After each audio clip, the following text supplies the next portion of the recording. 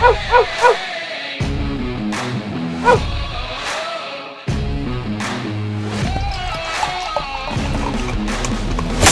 to another edition of the Dogger Pass podcast. This for UFC 308, Topuria versus Holloway. Producer Jared is on the sticks. Cody Saftik is on the line. 13 fights are on the docket in Riyadh, Saudi Arabia, Cody.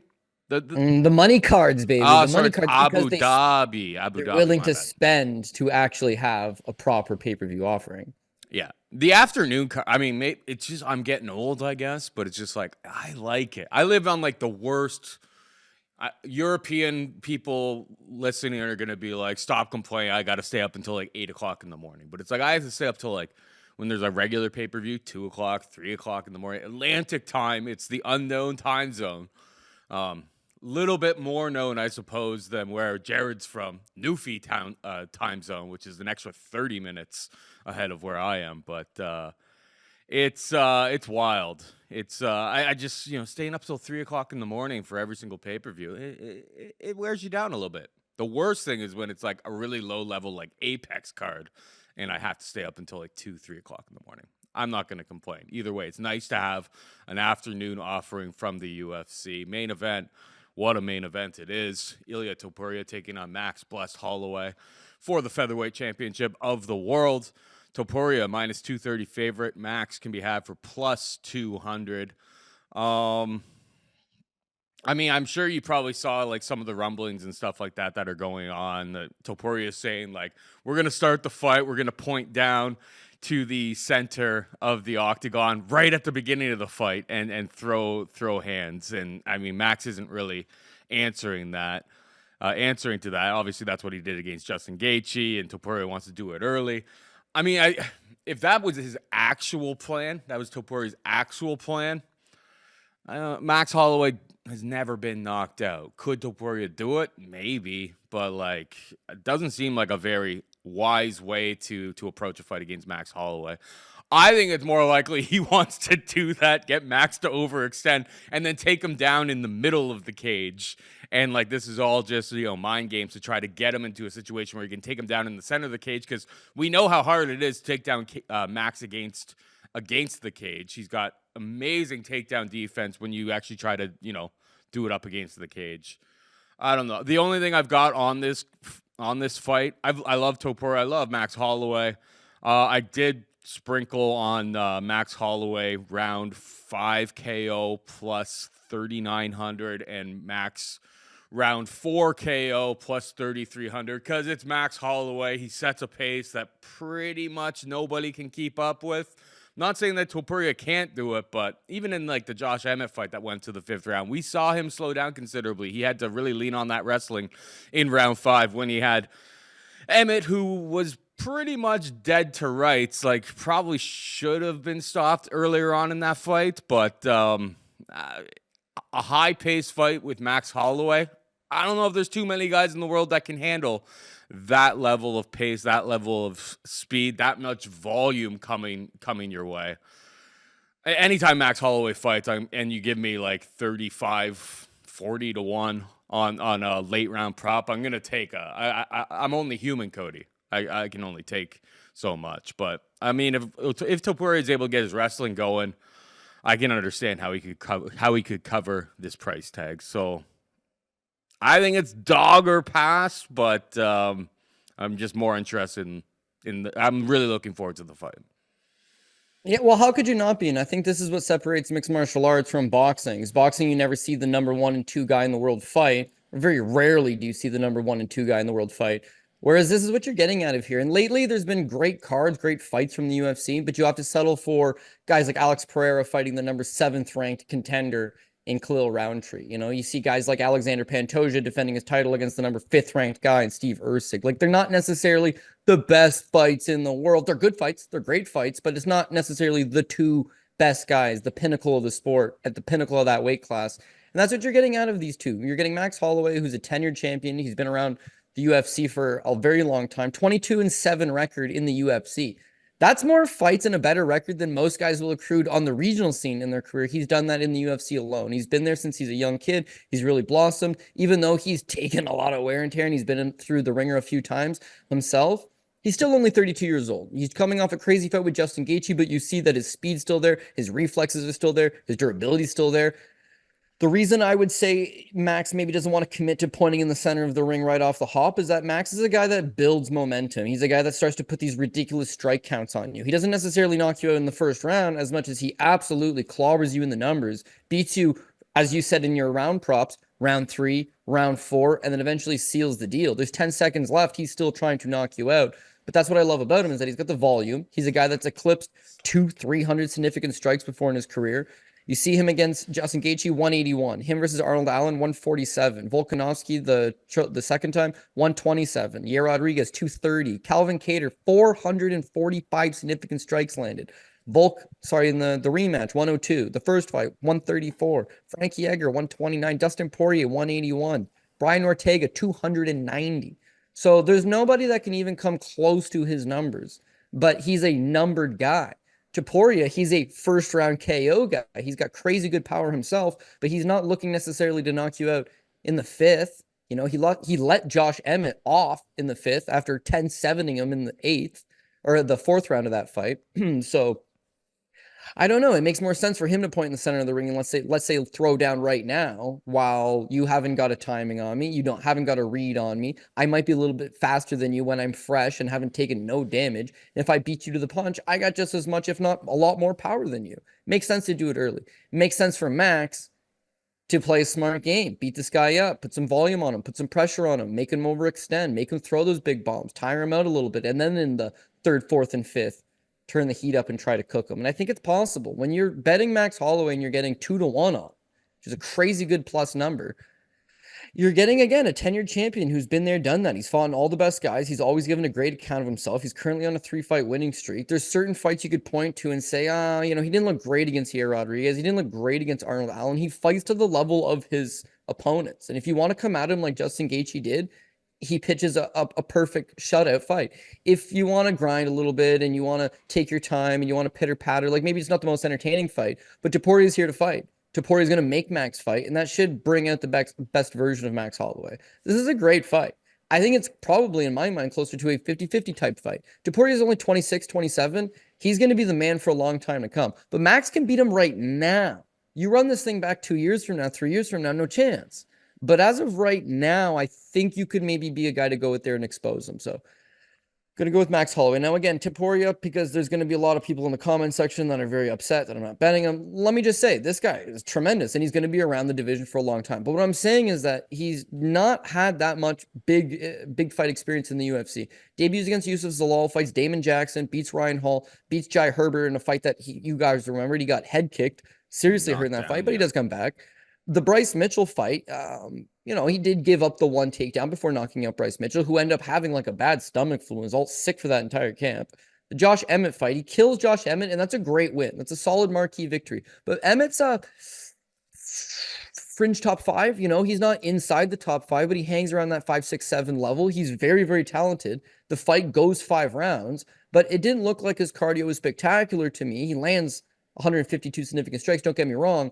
But there's some very dominant 3rd round, very dominant 4th round. Chris Lee overall scored the fight 50-42, but he didn't put away Josh Emmett. Josh Emmett's other losses, he got submitted in the 2nd round by Yair Rodriguez. He got knocked out in the 2nd round by Jeremy Stevens. So he's struggled with some durability issues of his own, and yet he did go 5 rounds as an older fighter, fringe top 5 guy. He did make it the 5 rounds with Topuria. And then it brings him to that golden victory that nobody can take away from him. He knocks out Alexander Volkanovski in the 2nd round. That in itself is a colossal achievement. That in itself for a 26-year-old fighter, it just shows the future is very bright for him. He's got the striking. He's got the power. He's got, he's built like an absolute Spanish tank. He's got a Brazilian Jiu-Jitsu black belt. Like, he does a lot of things right. But here's my one takeaway from that one. Here's what I'm getting at, is that Volkanovski loses the 1st round based on Topuria landed some better shots. But overall, Volkanovski actually outlanded him 26-15 in the 1st round. In the 2nd round, he was outlanding him before getting caught and getting knocked out. And overall, he outstruck him 47-35. Emmett Emmett, who's more of a not a big volume guy, big power guy, had still landed 87 on him. Bryce Mitchell, before getting knocked out, it was 40-36, only 4 strikes separating it. Jai Herbert was outstriking him 22-20. Ryan Hall, I guess, is 18-10. There's nothing to see there, really. Yusuf Zalal outstruck him 17-13. He's got huge power. He's definitely a talented guy. He's got all the goods, but he's not a huge volume guy. He's actually getting outlanded in a majority of these fights before landing the kill shot. And landing the kill shot of Max Holloway would be one hell of a feat. Not impossible. His time will come. And Topuria just did it to Volk, right? But if he don't land that kill shot, Mr. Numbers, Max Holloway, Mr. 300-400 significant strikes landed Max Holloway should be outlanding him in all of these rounds. So then it comes to the takedowns. It's like, okay, well, what if he goes out there and takes him down? He took down Josh Emmett 3 times. He took down Jai Herbert once. Outside of Yusuf Zalal, he took him down 5 times back in the day. Outside of that, it's not like you can really say he's the division's best wrestler or he's an elite wrestler, whereas Max Holloway, traditionally speaking or historically speaking, has got cast iron takedown defense, and he's taken down a lot of quality wrestlers and not getting taken down by them. Last time he got taken down would have been Yair Rodriguez. That was 3 years ago. Volk took him down. That was 4 years ago. Only 2 guys have taken him down since 2018. I feel comfortable saying Max stuffs most of them. If he does get taken down, work his way back up, and then just get back to that volume, just get back to that pace, and just keep wearing on this guy.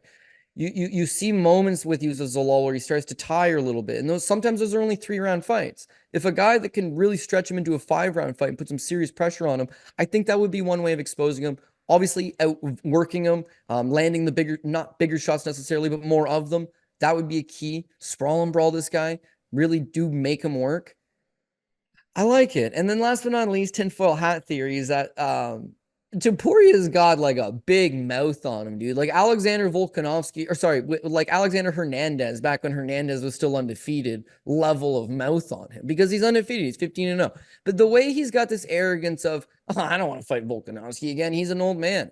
Max Holloway doesn't deserve the fight. I want to fight Conor McGregor. It's not like he's avoiding the best guy, but his mindset and Max's mindset are on completely different channels. Max wants to fight everybody. Who's the best guy in the world? Let me fight him. There's nobody left at 45. I'll fight somebody at 55 for the hell of it, like Justin Gaethje, and take every round off him. And then I'll go back down to 45 and fight Topuria because he's the number 1 guy. That's who Max is. That's what gets him all the experience. That's what's gotten to the level that he's at. Topuria's beaten Bryce Mitchell and Josh Emmett. The quality win over Volkanovski, don't get me wrong, but outside of that, he's not accomplished nearly the things that Max Holloway has. So when you have that attitude, it's like you're avoiding the top guy. It's like deep down, you're talking smack, but deep down, it's like there's a little bit of worry. And then you see Max knock out Justin Gaethje, and then they pan Topuria, and then right away, it's like, oh, shit. And then he goes on the mic afterwards and says, I still don't want to fight. I still don't think he deserves it.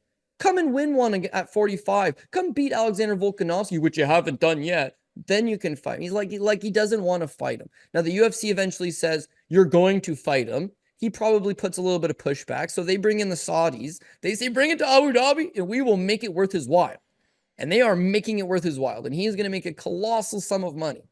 But it doesn't seem like it's a fight that he otherwise really wanted. Now, why is that? Because maybe there's a seed of doubt. And if there is, and I can get plus 200 to Max Holloway, I'm riding it. So give me Max Holloway and new. And the last thing I will say about this fight, Cody, all of these knockouts from Topuria, when did they happen? Before they switched the gloves. Yeah. That's all I'm saying is that, like, I don't know. Fair. You may not get that knockout on Volkanovski in the same way that you did with these pillows that they've my theory of, like, to watch a knockout, you've got to watch a clean knockout, you got to watch slap. Now it seems, because I don't know, haven't seen a really clean knockout outside of knees, elbows, those type kicks. Different story, but with the gloves, I haven't really seen like a really full blown, like, outside, I guess, Buckley. Yeah, Buckley versus Wonder Boy, I guess, is the only one that we've seen recently. Like, it doesn't seem to happen. It may just, be a random time in the UFC calendar, but I feel like there's something to it right now. And you'll see, like, all of the overs in fights are way less generous than like what like that, but like it's basically kind of a trap now. Like the books have started to adjust to the fact that it seems like knockouts are just happening way less. Yeah, and then if you want to further conspiracy theory, it is like, again, it's a quality win over Volkanovski, but he had just been knocked out with a kick to the head 4 months earlier, like not even really that much earlier, up a weight class against Makhachev. Now he's cutting back down to 45, taking hydration out of his brain, 4 months removed from a nasty KO due to a head kick.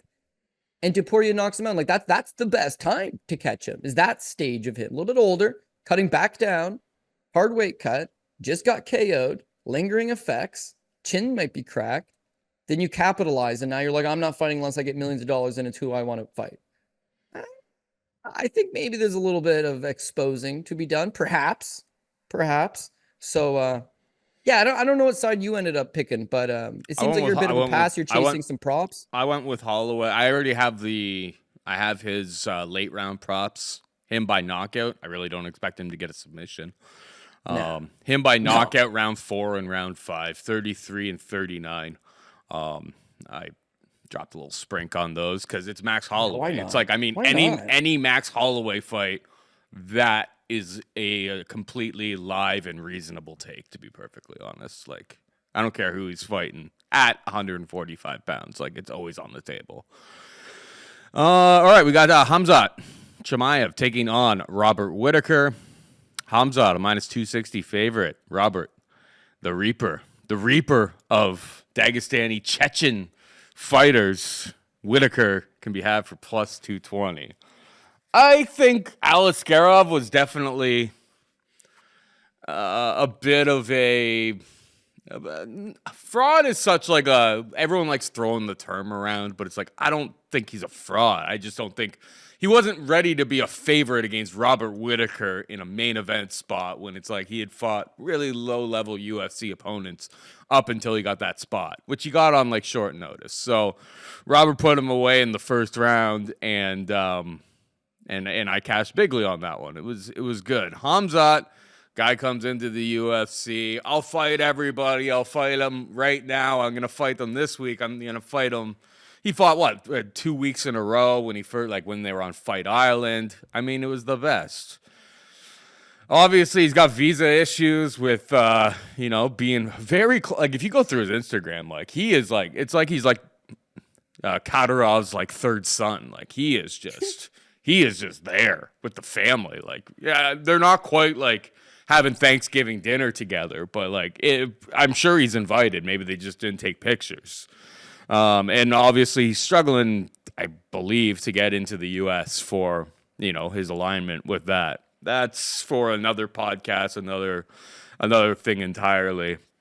I do worry about like Chimaev, and you know me, I was like the biggest Chimaev fanboy coming into it. Don't get me wrong, his wrestling early in the fight is elite, and Robert Whittaker has shown great takedown defense over the course of his career, but there's levels to this, and like that pace, that ability in the first 5 minutes, particularly when he's got a full gas tank. I mean, we saw Kevin Holland, who is easy to take down, but like after Kevin Holland got finished by Chimaev, he was kind of like, oh my God, like he had just never experienced anything like that.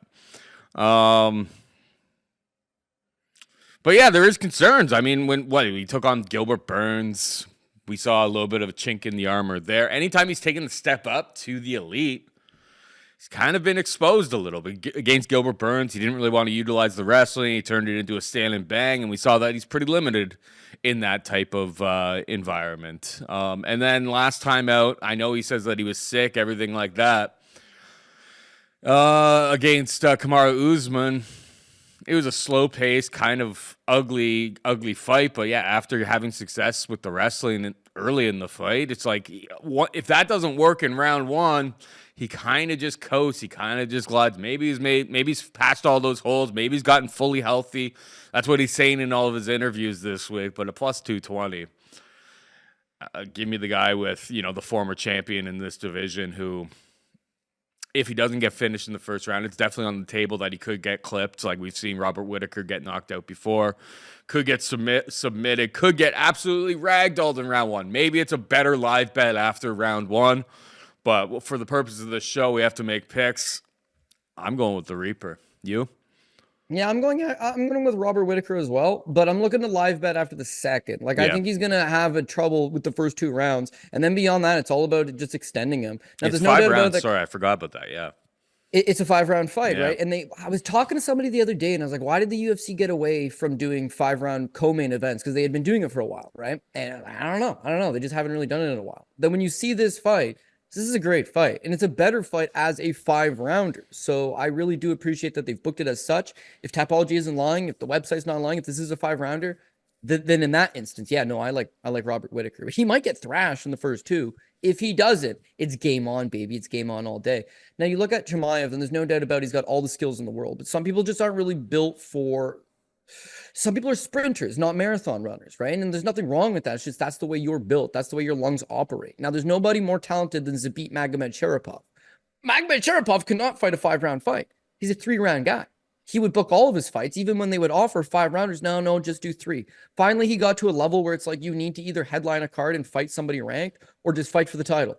He decides to retire because he knows deep down he really can't go those 5 rounds. I'm not saying Chimaev can't go 5 rounds. It's that he hasn't really given us any indication that he's that guy. The reason why he's ragdolling these people is he's full throttle. It's 100% right off the get-go. His pro career, 2nd round ground and pound, 1st round knockout, 1st round knockout, 1st round knockout, 1st round knockout, 2nd round submission, jumps into the UFC. His first 4 UFC opponents combined for 1 significant strike landed on. But they're not good. John Phillips, Riz McKee, Jeremy Mearshot's actually okay. Jing Liang Li is really not that bad either, but they don't have that wrestling and that grappling. They don't have that back class. They don't have that championship status. So when this big, intimidating Chechenian who trains with very good teams comes in here, then yeah, chances are he's going to ragdoll you to the ground, get on top of you, and have his way. It's at what point will he run into a fighter with enough resistance to make him work? And he runs into that kind of twice. So you'll see on his Tapology, not necessarily on SureDog or any other record finder, but he had a wrestling match with Jack Hermansson in Sweden. 2021, you can watch it. It's right after he beats Jing Liang Li. The first round, it's like, damn, dude, this guy's a really good wrestler. The second round of this little wrestling match, he's gassed. He's absolutely gassed out. Like, he's a power guy. And in a fight, he can just take you down and punch you out or choke you out. But in this wrestling match, there's a reason why he wasn't on a world championship team. There's a reason why he wasn't on the Olympic team. Like, maybe he's got a great MMA style of wrestling, take down a guy and smash him. But if you can extend him out and really make him work over time, there's a hole there. So when he runs into Gilbert Burns, I think that's the first time I would say he got exposed. Gilbert Burns is a former 155 pounder. Okay. Taking on a guy that can't even make 170 apparently and has moved up to 185. But albeit this fight was at 170 against Gilbert Burns. Gilbert Burns is a former lightweight who's very beatable. He's had a lot of bad fights in his career, but all the same, he's better than Jing Liang Li, Gerald Mearshart, Riz McKee, and John Phillips. And in this instance, he has a BJJ black belt. Maybe you don't want to take him down. Chimaev does take him down, gets nothing done with it. You know, he's getting walked backwards by Gilbert Burns. He gets outlanded 119 to 108. Now, it's only a 3-round fight, and Chimaev gasses out. He flat out gasses out. But Gilbert Burns, a guy not known for his cardio, Paul, finally put in an effort where it's like, oh, it looks like he's got a little more gas in the tank than Chimaev. In the third round, they're just slugging it out, but Burns outstruck him 56 to 37 in the second and outstruck him 45-44 in the third. You could have scored the fight for Burns. I scored it for Chimaev, but it's very, very, very close fight. To me, that would be a giant red flag. You know, beats Kevin Holland. Oh, man, well, Kevin Holland can't wrestle, can't grapple. So a win over Kevin Holland's kind of tailor-made to a guy like Khamzat Chimaev.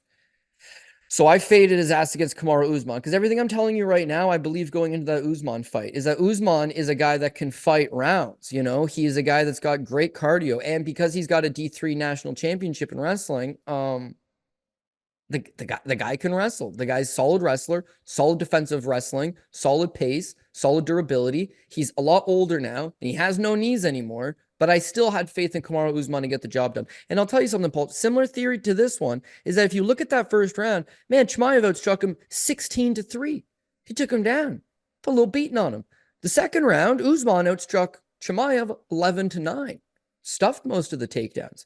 In the third round, Kamaru Usman outstruck Chimaev 22 to 13, dog walked him, stuffed all the takedowns.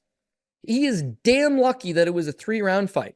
He is damn lucky that they went to the judges' scorecards and the judges gave him the first 2 rounds. Because if this is a 5-round fight, Usman dog walks him and beats him up. And Usman was taking the fight on short notice for Paulo Costa. I think he took it on like 4 or 5 days notice, stepped in for Paulo. So if a short notice welterweight and Usman can jump up and give you that kind of fight in a 3-rounder, like I'm not sold, man. I'm not sold. Then you look at the other issue is that he got booked against Leon Edwards and he pulls out due to COVID. Okay. Then they rebook him versus Edwards and he pulls out to lingering COVID-19 effects, which he can't breathe. Okay. Which is one of the lingering effects. He's not getting air in his lungs. He's not a cardio machine to begin with. And now you've reduced a 2-round fighter to a 1-round fighter. So he says, I can't compete. His fight with Nate Diaz, whether they told him to miss weight or not, doesn't matter. His last time that he's supposed to fight Robert Whittaker back in June, he pulls out due to an illness.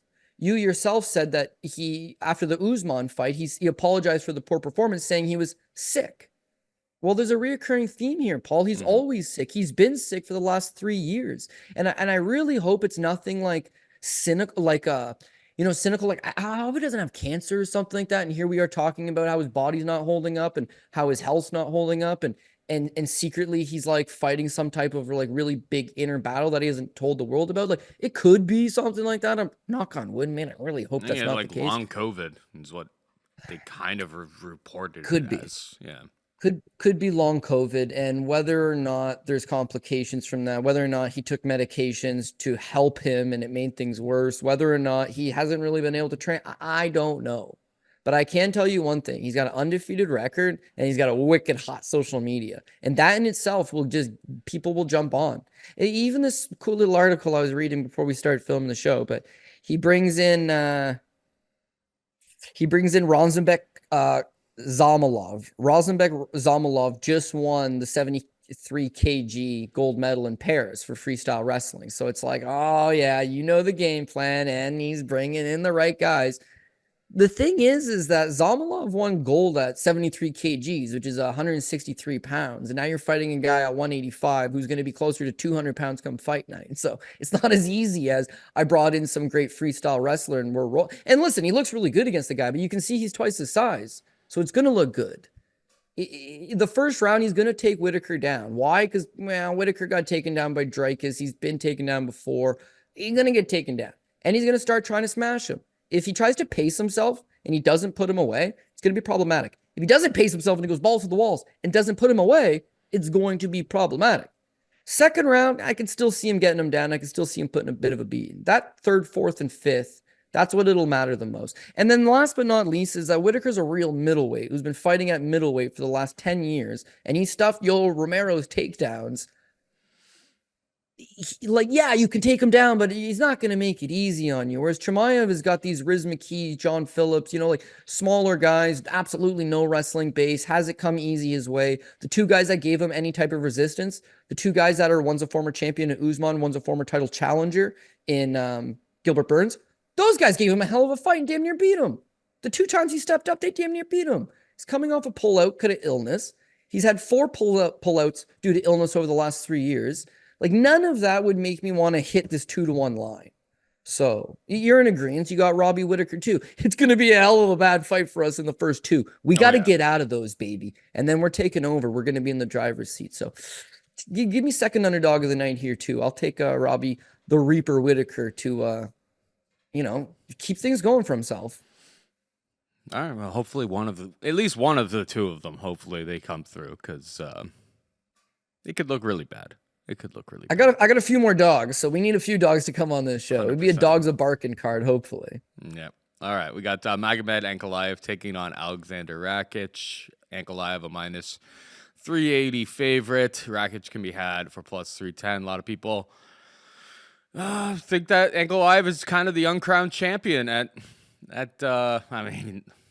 I mean, no disrespect to Ferreira whatsoever, but Ankalaev is kind of like the boring guy in the division that, in theory, even though he doesn't really wrestle nearly as much as he should, in theory would present the most problems for Ferreira.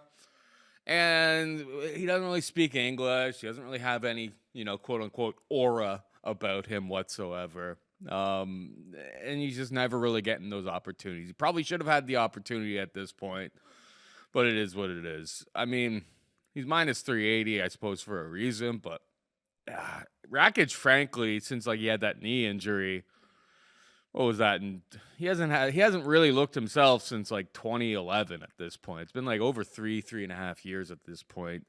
He's off for a while. Then I guess he came back from, or he got the leg injury, I suppose, against Jan, but didn't look himself against Yuri last time out. Frankly, when's the last time that you've been like, oh, this guy looks like a future contender of this division? Jimmy Manoa, 2019. Like, I think, especially where this fight is located, everything like that, Ankalaev should, in theory, absolutely roll here. He's more skilled everywhere. He can make this fight a lot easier on himself if he shows some of that wrestling off. But we know how he is. He plays with his food a lot of the times. Hasn't really got caught with it outside of Paul Craig yet, but he did not get a title shot because he didn't really ramp it up against Jan, and that fight turned into a draw. So, Ankalaev for me. What about you? If that fight with Jan would have been a draw, or he would have lost that Thiago Santos fight, I think they would have cut him, dude. Like, I don't think they like him one bit. He doesn't speak English, which they know it's going to be tough to market him. He's got a very boring style. You nailed all those points, but that doesn't take away from the fact that he's the best guy in the division.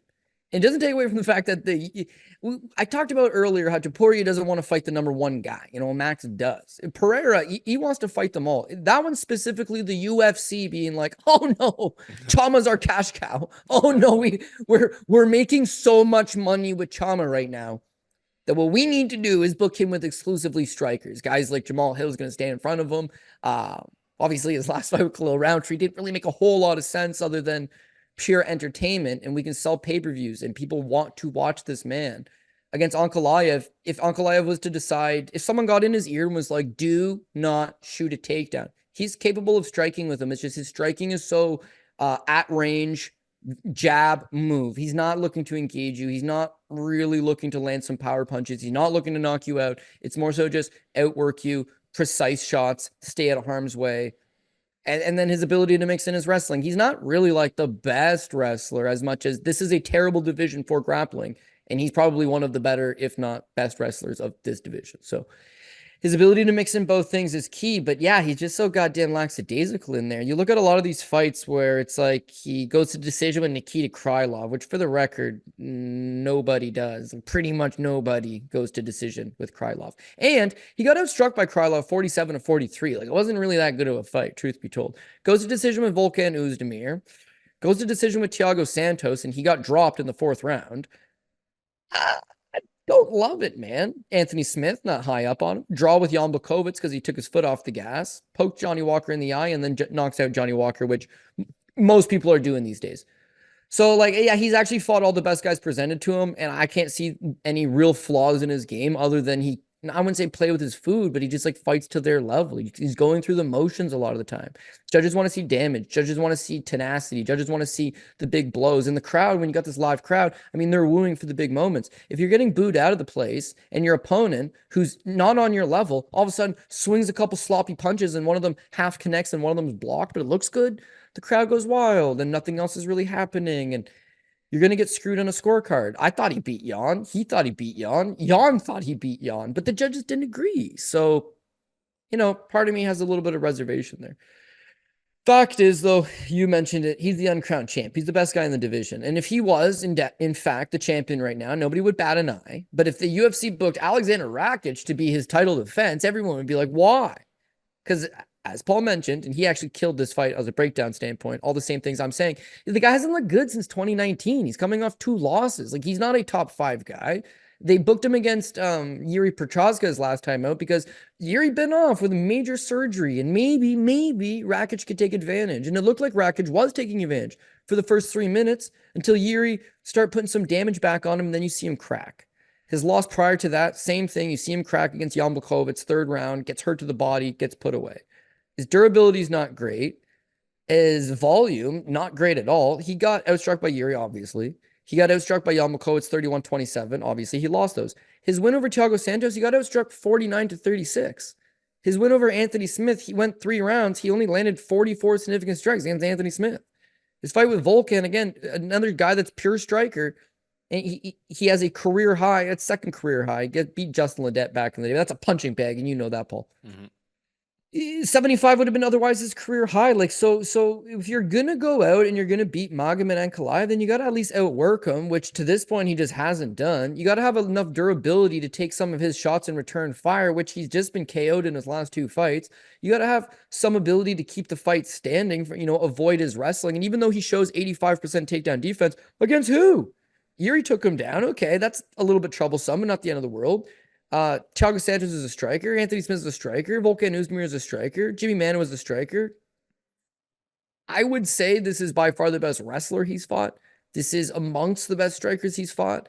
He's just not up to the task. I know it's minus 365, minus 370, up as high as minus 400. I see a lot of underdogs coming through. Rakic ain't one of them. So I got Ankalaev. Yep. He's either going to be on the top ticket because, let's face it, he's going to win this fight. If for whatever reason he ends up on the second line, it's for no other reason than him not really putting his foot on the gas, which you got to do a little bit. This is a 3-round fight. He understands the UFC keeps passing him over, so I feel like he'll have the mentality of crush, kill, destroy, because he knows that's what he needs to do in order to get a look. And if he does that, he'll get a look. They've given him a guy in Rakic that hasn't looked good in a while, lost his last 2 fights by knockout, mostly getting outworked by his last 4 or 5 opponents, has no signature win in the division.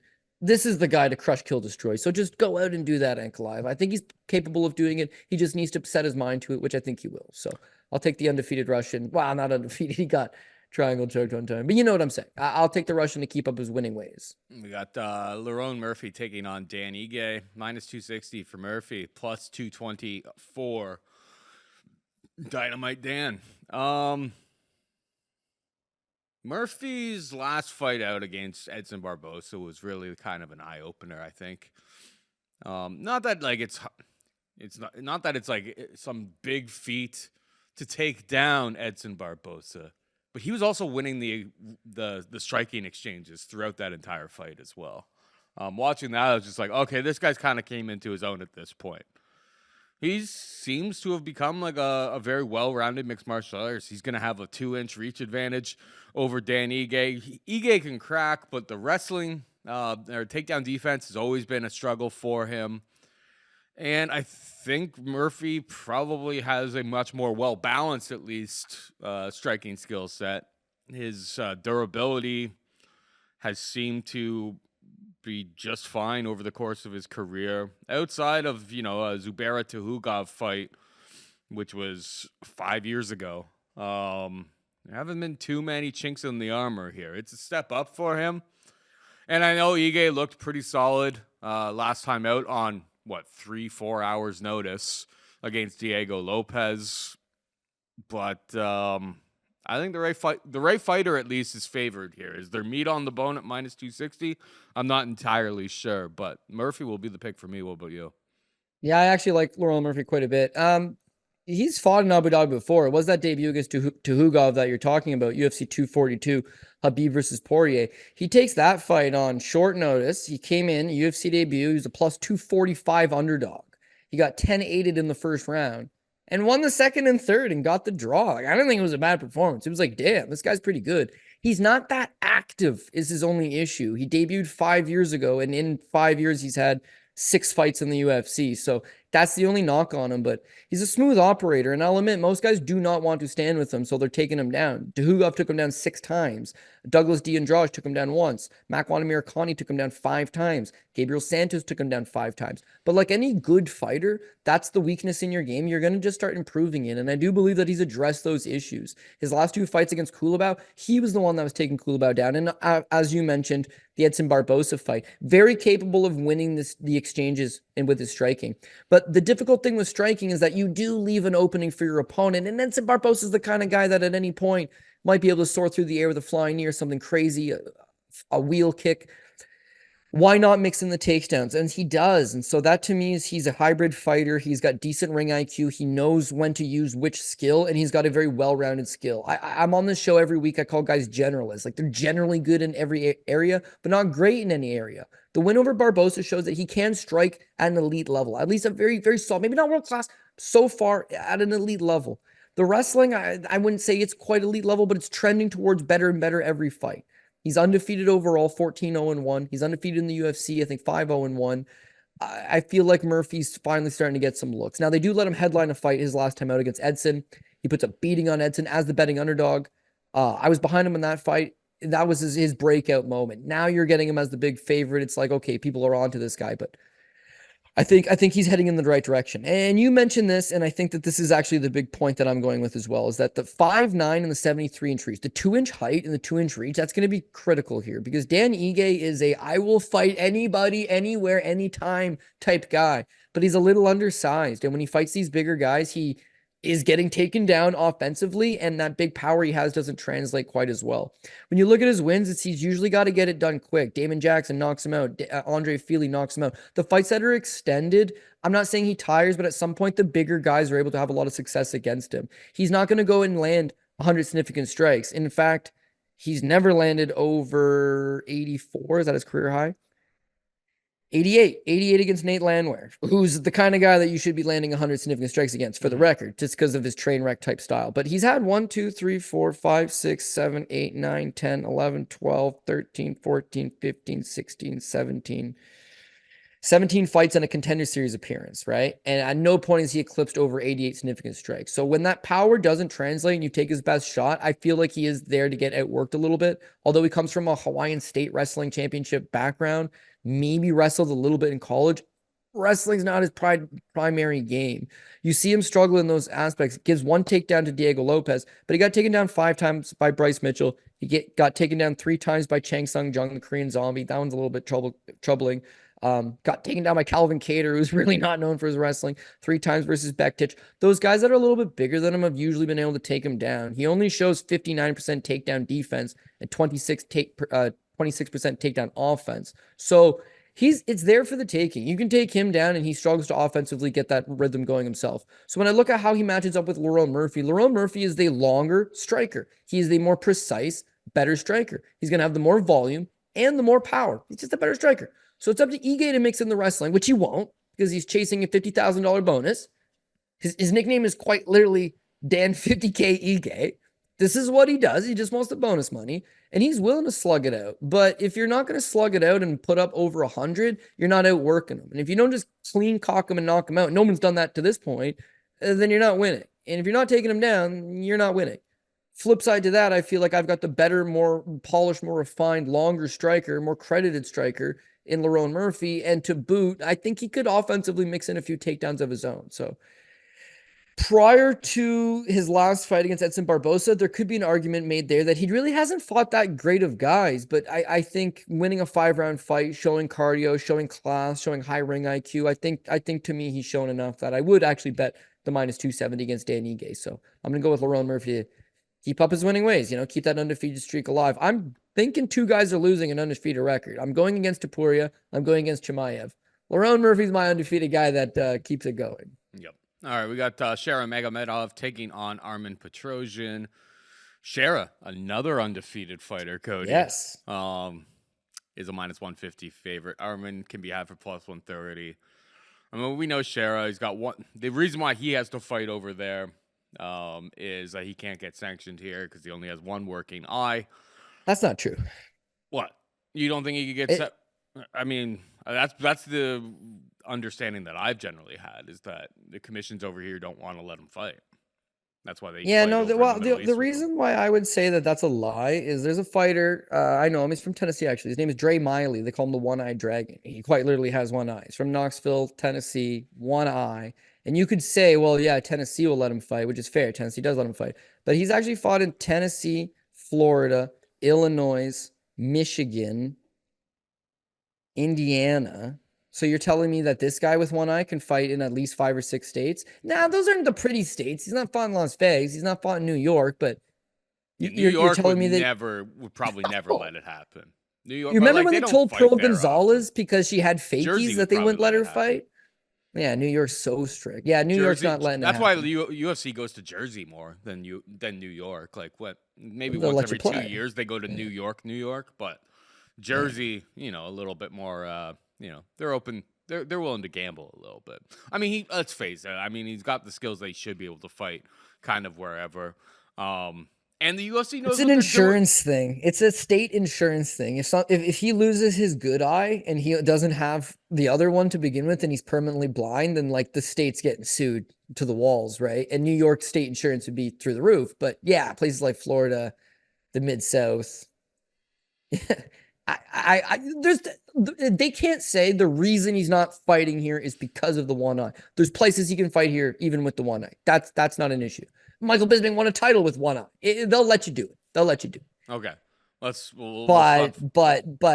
on a pay-per-view card, which is what they wanted, they want to spend money. They're not putting him on a fight night in Indiana. Let's be real. They need him on these big cards, and these big cards usually happen in Vegas, outside of Vegas, Abu Dhabi. This is a perfect place. He's got ties there anyways.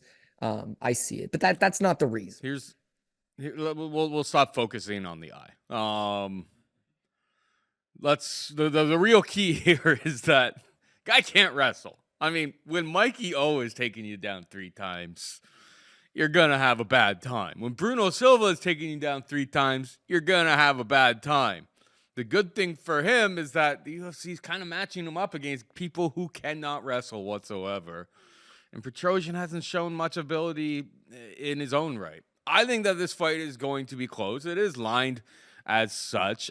I don't know if I'm going to get to it from a betting perspective, because once you end up going to decision, who knows with these judges. We're in that part of the world where obviously he's going to have more support, maybe a little bit of money under the table. I don't know. What his connections, how strong his connections are, but they could be very strong down there. Armen has potential to put up just slightly more volume. So if you're forcing me, gun to my head, I'll take Armen, but I don't like it. I mean, the thing about the Shara, I don't know if I'm going to fade him this time. And I've lost a lot of money fading him all along the way here because I've just been waiting for anybody with just a shred of wrestling. And I think this guy gets completely flat out exposed, but they're doing a pretty good job matching him up. I'll side with the slight underdog in Armen Petrosyan, but I don't love it. What about you? Yeah, I'm actually going to go with Armen Petrosyan as well. Most of the same reasons that you're saying. But yeah, I've been looking to fade him, but I've been betting him in all these fights. It's that you watch these fights and you have money on him and you're like, oh my God, why would I bet a guy that's a little undersized for the division, who has one eye, absolutely no grappling background whatsoever, isn't like super young. He's 30 years old. And it's like, well, he's a killer striker. But it's like, well, how good of a striker is he? So you look back at his Muay Thai career and there's really nothing to see. Like, he never fought any notable Muay Thai fights. He never won any type of notable Muay Thai championships. He actually stopped doing Muay Thai on the basis of it didn't pay him any money. And the Muay Thai doesn't pay any money. If you know anything about the sport, it pays absolutely nothing. But if he was one of the best Muay Thai guys in the world, he could have found some paydays, which he never actually pursued. When you see him come over to MMA, I mean, they're booking him in China. They're booking him in a lot of Southeast Asian countries, and largely pretty soft. He beats Blood Diamond in a decision in 2019 in a kickboxing match in Australia. Sorry, I think that was in China as well. Yeah, it wasn't China. Sorry. He beats Blood Diamond, Mike Mathetha, decision in a kickboxing match. And then you see him just book these modified rules fights where you can't take him down. They don't count on his record, but there's a real big emphasis on do not take him down. Comes to the UFC, they've booked him the exact same way. Book him with guys that are not going to take him down. Antonio Tricoli, look, on one hand, he's a BJJ black belt, so that one seems like, there you go, he fought a grappler. But that guy was replacing Jolton Luderbach, who was replacing Ior Peteria. Took the fight on like 3 days' notice and cannot wrestle. So tailor-made fight for Magomedov. But again, it's not like he looked really that good. I mean, he looks okay. He's got really good volume. He puts up tons of kicks. His technical boxing is not very good. He doesn't really move his head. His cardio looks okay. You know, he's got pretty good elbows, pretty decent knees, and a really good kicking arsenal. Off his back, he's not looking to create space and get back up. He's looking to just attack more with more elbows. There's not a great get-up game. There's no takedown defense. He's just like a straight-up volume guy. Now, you can say he's got power, and yeah, he's got some power. But again, he goes to the third round with Bruno Silva. He took Antonio Tricoli to the third round, and then he went 3 rounds with Mikey O. So I wouldn't say he is a huge power puncher. He's just more of a volume guy. He's outworking you with kicks. If you don't take him down, he's probably outlanded you at the end of the fight, and the judges are going to give it to him. So Armen Petrosyan's very, that's a great matchup because Petrosyan's issue, and I lose money on Petrosyan all the time. I like the guy. His issue is nobody wants to stand up with him as well. The difference is that because he's not undefeated, hot prospect with one eye and a great story, and they're using him as a villain in movies, and he's making a bunch of money right now, and he's doing some acting classes on the side. Yeah, Petrosyan's not that guy. He's got a crooked nose that's been broken 10 times, and he wants to fight. And so they've given him just like a terrible list of guys. On the Contender Series, he takes on this Bulgarian guy, Kolyan Kolev, took him down 3 times, albeit he got up and knocked him out. He takes on Gregory Rodriguez, a very creditable BJJ black belt who's built like a RoboCop, quite literally, his nickname. He gets taken down twice by him. For the record, gets back up, lands 127 significant strikes, and wins that fight too. But you can see the trend here. KO Barahau took him down 4 times. AJ Dobson took him down 3 times. His last time out against Rodolfo Vieira, one of the best, probably the best BJJ black belt on the roster. Unless you count my boy Fluffy Hernandez, who just keeps getting better and better. What I'm saying is that matched him up with like really good grapplers, not just like okay grapplers, like pretty good guys. They're all looking to take him down. 3 of those guys, Kolev, Rodriguez, AJ Dobson, all succeeded in taking him down. He still got up. He still put up sickening numbers on them and beat them. So against Shara, this is the first time since the Christian Leroy Duncan fight, which he also won, where he doesn't have to worry about getting taken down. Like Shara Magomedov is not going to take him down. They're going to stand. And what he has to worry about is this kicking arsenal of Shara. But if you've done your tape research and you've watched Armen Petrosyan, he's the same thing, dude. He just loves to kick. He's a former soccer player in Armenia, I'm pretty sure. The guy's got kicks for days. He demobilizes Christian Leroy Duncan with those leg kicks. His fight with Gregory Rodriguez, kick, kick, kick, kick, kick. They're both going to put up huge volume. I slightly give Petrosyan the edge in power. I slightly give Petrosyan the edge in aggression. I give him the experience edge. I give him the cardio edge. I give him one little thing here too. He fights all these wrestlers, right? Kolev, wrestler. Rodriguez, wrestler. Barahau, Grassler, Dobson, the 3. There's only one single fight that the guy, he didn't have to worry about. That was the Christian Leroy Duncan fight. He took Christian Leroy Duncan down in that fight. The guy can grapple. The guy can wrestle. But why would you take down Rodolfo Vieira? Or why would you take down KO Barahau? Why would you take down Gregory Rodriguez? You wouldn't.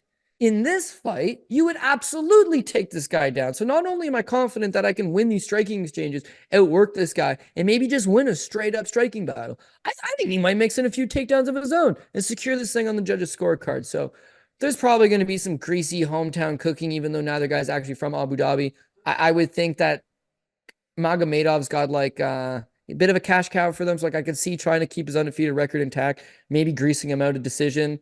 If you want to get tinfoil hat theory on it, if you want to get martial arts purists, who's the better martial artist? Who wins this fight on Saturday afternoon?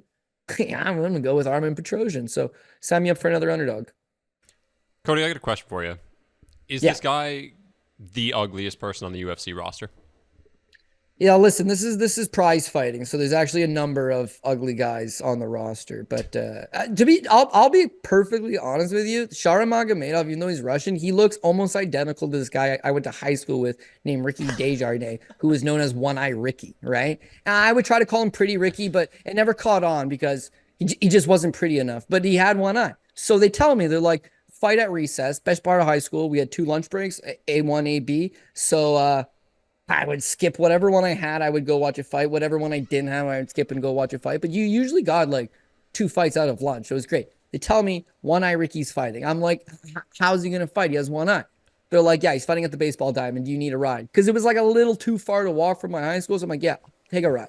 Hop in, head over. I'm in grade 11. One Eye Ricky's in grade 12. He fights this Adrian Eppinger, who I actually took the bus with.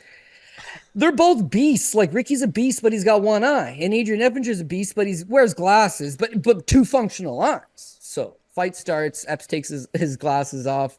And Ricky did not take, he had a glass eye, but he didn't even take it out. So the fight starts and Epp just comes out on this blind side. First shot lands. Ricky eye pops out. Ricky hits the deck. I wouldn't say it's a one puncher. Like Epps probably hit him 2 or 3 more times. And the fight's done. And I was like, well, that's why a guy with one eye should not fight. Adrian's kind of walking back to the car. People are starting to leave. This Ricky guy gets back up. He's like, I want to fight again. I want to fight again. Everyone's like, what? Yeah, I want a rematch. He didn't get quite KO'd, but like he got stiffed up pretty good. Eppinger comes back, and then the second fight, which happened about 3 minutes after he got KO'd, one of the best street fights I've ever seen in my life, dude. They fought all around that baseball diamond. He took every punch that Eppinger had and threw it back. So that's the fight game. And you see it in Lethway all the time. The guy gets KO'd and he gets back up and he's good to go. When we're betting on this, they only give you the first result. They don't give you that second one. But it doesn't matter that you got one eye. It doesn't matter that the depth perception's not there. Guy could catch you, absolutely. And he got caught off guard. Once you're warmed up, once you're ready to go, like, it was a hell of a good fight. I think about all the time. Adrian Eppinger versus Ricky One Eye. Sorry, I said his name was Desjardins earlier. It was Davis. Ricky One Eye Davis. It was a good fight, man. So when I seen this guy, facial expression and all, you could say he's ugly. Like, right away, I'm like, man, I feel like I know this guy. And that was it. It was Ricky. So I got a soft spot for Shara Magomedov. I don't think he's an ugly guy. It's that you need to find a biker chick, preferably, or say a girl that had got her purse snatched in an alleyway one time and she's really afraid and she's looking for a guy that's going to protect her. There's a certain type of female that would love a guy like Shara.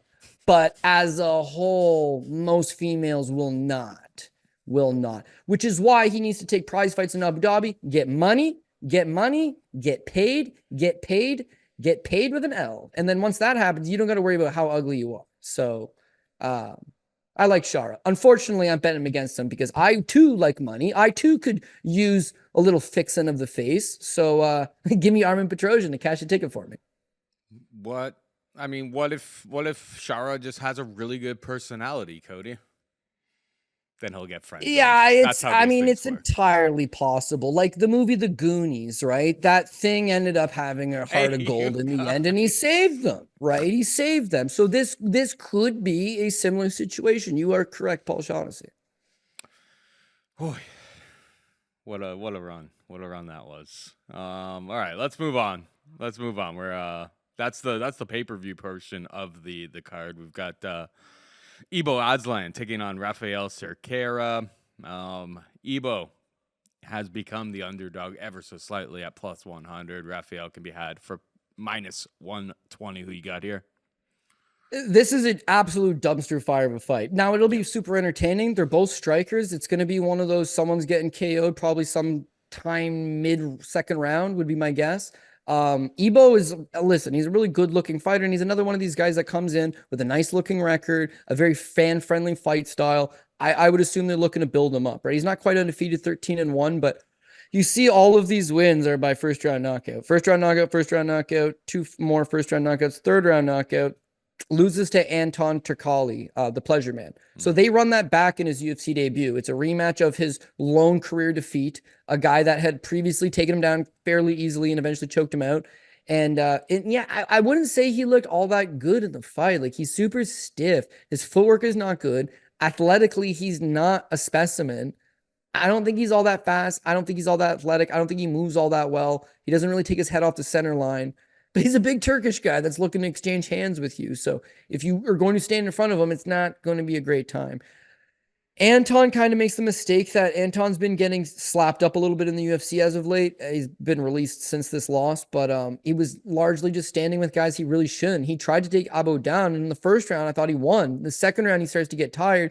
By the time that this fight starts to get into the later stages, he's just not there anymore. So Ibo Aslan, I feel like there's not a whole lot of upside. But as I say that, he's only 28 years old and he's a 205er. These guys it's not a good division. You don't have to be the most talented guy to get a few looks. And at 28, the best still is yet to come from him. But I'm just really not sold on it. You try to look into his training history. He'll go to Thailand and spend some time at Bangtao. He'll go to Las Vegas to the Performance Institute. He doesn't really seem to be set in any one area. And that's problematic.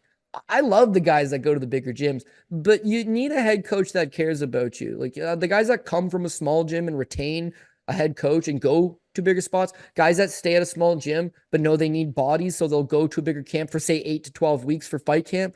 Those guys are going to get a lot more specified training and develop. Ibo, him moving around all that much, I don't know that he develops a whole lot. And I'm kind of hesitant to bet him simply because I really don't think he's all that good. Now this Rafael Cerqueira, how do you pronounce it? Cerqueira? It's a great question. I'm sure there's a million ways you could. Cerqueira? Let's go.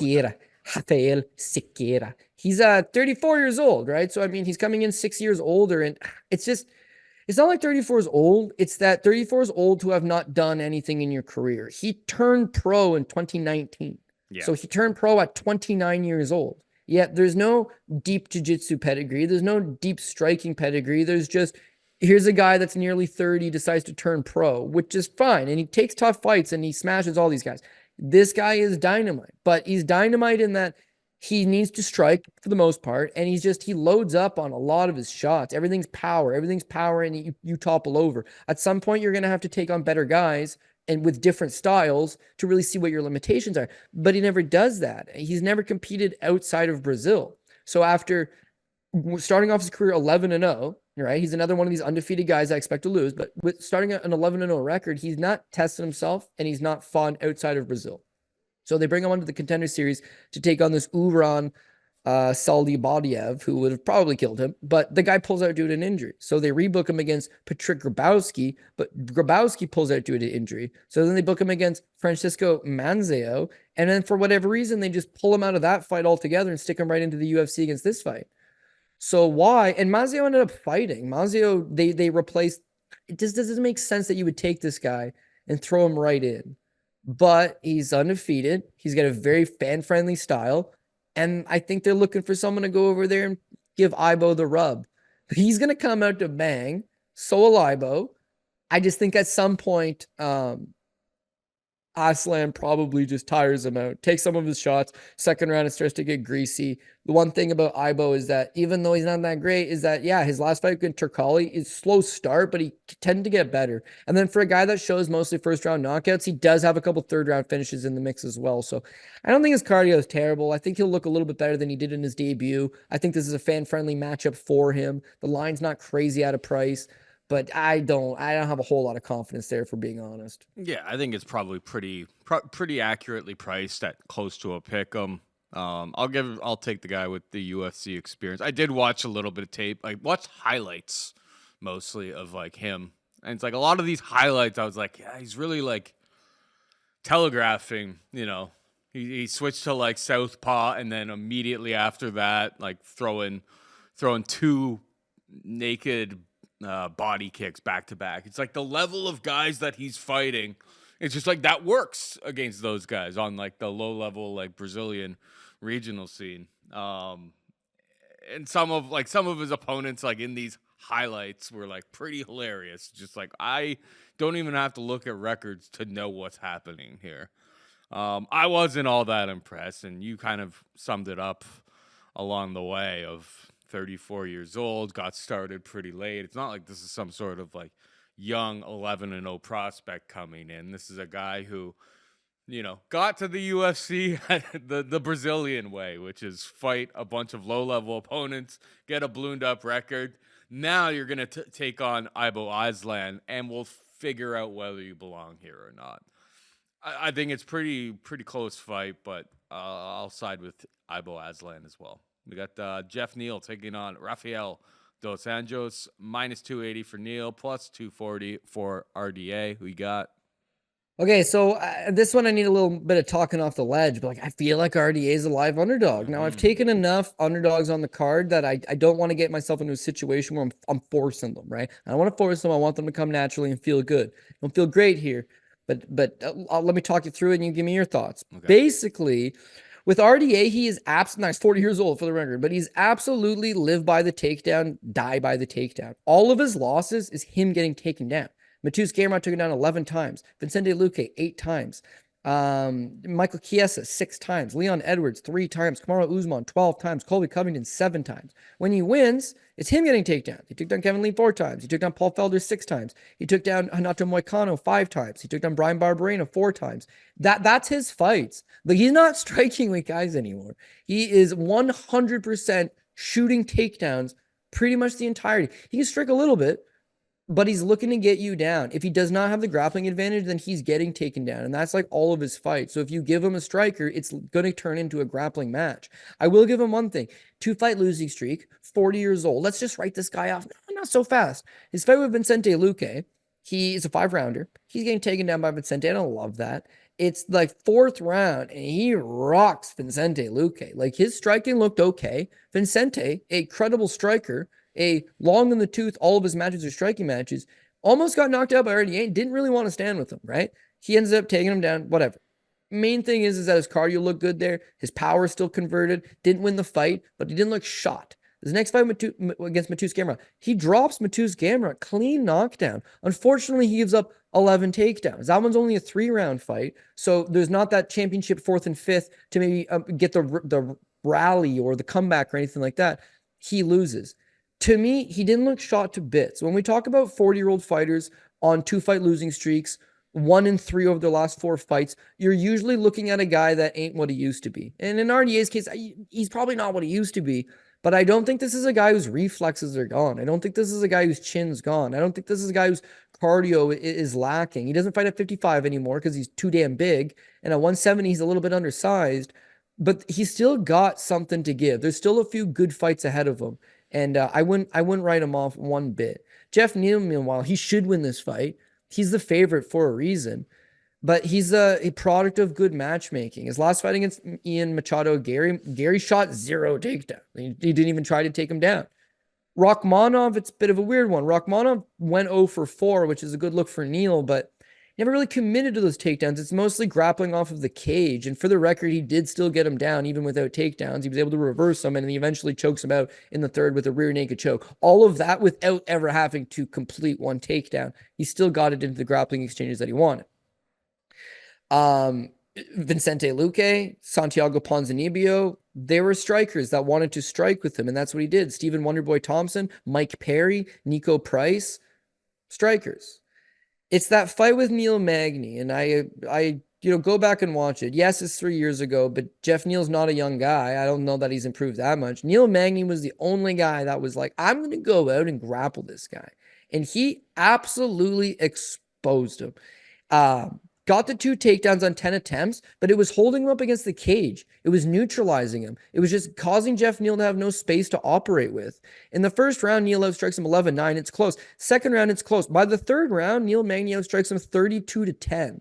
Neal Magny has deep cardio. Geoff Neal doesn't. So it's neutralizing him in those first 2 rounds and not really taking a ton of risks. Having this thing be 1-1 into the 3rd and then drowning him. But it's generally with neutralizing him with the wrestling. If you want to stand with Geoff Neal, he is a very, very talented striker, got excellent power. You've not seen a whole lot of guys just strictly come out with a wrestling heavy attack against the guy. The guys that have, which I would say is Neal Magny, have had success. Rakhmonov, absolute beast of a man. When he got it into those grappling exchanges, he flourishes. When you look at RDA, again, he averages 2 takedowns per fight over the course of his career. But it's this takedown average. I mean, again, you just have to look through a lot of them. If you watch fights, you'll see he just shoots takedowns at damn near all of these fights. If he can get them, great. I think against Neal, he'll have a good chance of either getting the takedown or holding him up against the cage, not just striking with him exclusively. That will frustrate Neal. You've seen Neal fight frustrated before. He'll stop letting his hands go. He'll start looking for his corner for advice. Again, I don't love this at all. And if there was to be a PRP pick and I'm looking for crazy value, I'd just throw RDA on it. But I already have crazy value because I got a bunch of good underdogs. Mm-hmm. So I think where I'm at with it is that I'm not going to trust Geoff Neal at this price tag. He would not be a guy that ends up on my ticket personally. He's not going to be one of my top 2 guys despite the number. You can say what you want about RDA. I think there's a little bit something left there. And, we've been cashing on a few of these Court McGee type old veteran guys lately. Simply on the basis is that it's like, yeah, they still got a trick or 2 up their sleeve that they can pull out pending the proper matchup. RDA's losses are all against superior grapplers, right? Other than, I guess, Fiziev. Fiziev's a damn good striker. Minus that, all grapplers. If Neal's not going to out-grapple him, he needs to stuff every single takedown, keep it at range, and box him up. And that's just a little bit easier said than done. So, again, I could go back and forth on this one all day because it's probably my least confident pick on the card. I feel like I'm leaning RDA, but I feel like that's also a bad pick. So it's kind of a PRP play for me this week. Either don't play it at all or take a little floater on the underdog. And if RDA wins, probably by decision. So if you want to chalk this thing up even better, maybe take RDA by decision. But I feel like wrestling's going to be a key for him in this one. why I will not be getting to RDA is like, I don't know, at 170, that wrestling just never really gets going. He got ragdolled by Vicente Luque. I mean, in this matchup, he's giving up 3 inches in the height department. He's giving up 5 inches in reach to Geoff Neal. Geoff Neal, it's not like Geoff Neal's wrestling is like absolutely horrendous by any stretch of the imagination. I don't know if it's good, but RDA's really struggled against actual proper welterweights. I mean, throw out the Barberena fight, which took place at 170 pounds. I mean, Barberena is long past his prime. Probably has the frame, or not even probably, actually has the frame of a lightweight. He's just not really able to cut that weight. That it worked against him, but like other than that, you go through his record and it's just like it just doesn't work anytime because he's been, splitting between 155 and 170. And it's just like that wrestling just doesn't really seem to work for him. But anytime he goes up against bigger opponents. Name the opponents he's had at 170. Vicente Luque. Yeah, that one's a little bit off. But the rest of them, I mean, they're very credible, Paul. Yeah, of course. Usman and Colby Covington, and like he really only fights the best guys of the Michael division. Chiesa was a huge guy and an excellent Chiesa went grappler. 6-0 in takedowns. Had he's big. 10 minutes of control time, and that's a guy who used to fight at lightweight. So, but will Geoff Neal have 6 takedowns and 10 minutes of control time? No, I just think he can box him up on the feet, though. He's gonna be able that's he's true. gonna be able to use that reach, and he's gonna be able to keep the fight standing long enough. I could be totally wrong. I'm not saying that like RDA has no shot here. It's just not an underdog on this card that I'm getting to. We got Myktybek, Orolbai taking on Mateusz Rebecki. Orolbai a -300 favor. Rebecki can be at for plus 250. Who you got here, bud? Yeah, listen, I like Mateusz Rebecki a lot, and then he burnt me really bad that wasn't even the summer. It's back in May. He was the only guy to lose on the entire card for me. Would have hit a PRP. Unfortunately, Rebecki loses, and Rebecki was on the top ticket. So it turned out from a dream to a nightmare very quickly. All the fault of Mateusz Rebecki. Now, that doesn't take away the fact that he was 19-1 going into that fight. He's overall 19-2 right now. He's got a very credible record. He's fought in good guys on the regional scene and won. He's actually fought some pretty good guys in the UFC and won. But yeah, on a trust point, yeah, it's completely gone. Completely gone. He's just not the cardio. So he's built up very muscular, but there's no plan B. He's one of these guys that's a power wrestler. And then when that power wrestling doesn't work, or when he overexerts himself trying to continuously get you to the ground, there's no plan B. He reminds me a lot of Mateusz Gamrot, is that like he's just completely, I need to shoot these takedowns. Then he gets into these fights where he wins the first round. In the second round, he starts boxing a little bit. The takedowns don't come as easier. Now it's 1-1. And then in the third round, they're cooked. They're done. Gamrot at least has got deep cardio, but Rebecki, not quite. Now he comes to the UFC off a Contender Series win with a first-round submission. He beats Loic Radzbadanov, second-round knockout. Roosevelt Roberts, first-round submission. He's having his ways with these guys. Then he runs into Carlos Diego Ferreira. Now, Ferreira had a bad first round. Like, Rebecki drops him in the first round. He takes him down in the first round.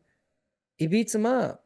The second round, it's like there's no ability to transition to your other skills. He's walking on his back foot. He's getting marched down. He's not a comfortable counterpuncher. In fact, he's not a comfortable striker at all. His ability to shoot off his back foot is not nearly as good as when he's fresh and moving forward. And then he just gets lost and puzzled. Then he gets damaged. Then he gets tired. The third round, I mean, he's just clinging on for dear life. Finally, they mercy kill him and just wave it off. But not a great look. Now, his issue coming into this Orolbai fight is this one's all by the numbers here. Look at Rebecki's 5'7" with a 66-inch reach. He's not big by divisional standards. Orolbai's 5'10" with a 74-inch reach. He's 3 inches taller. He has an 8-inch reach advantage. He is a monster of a man.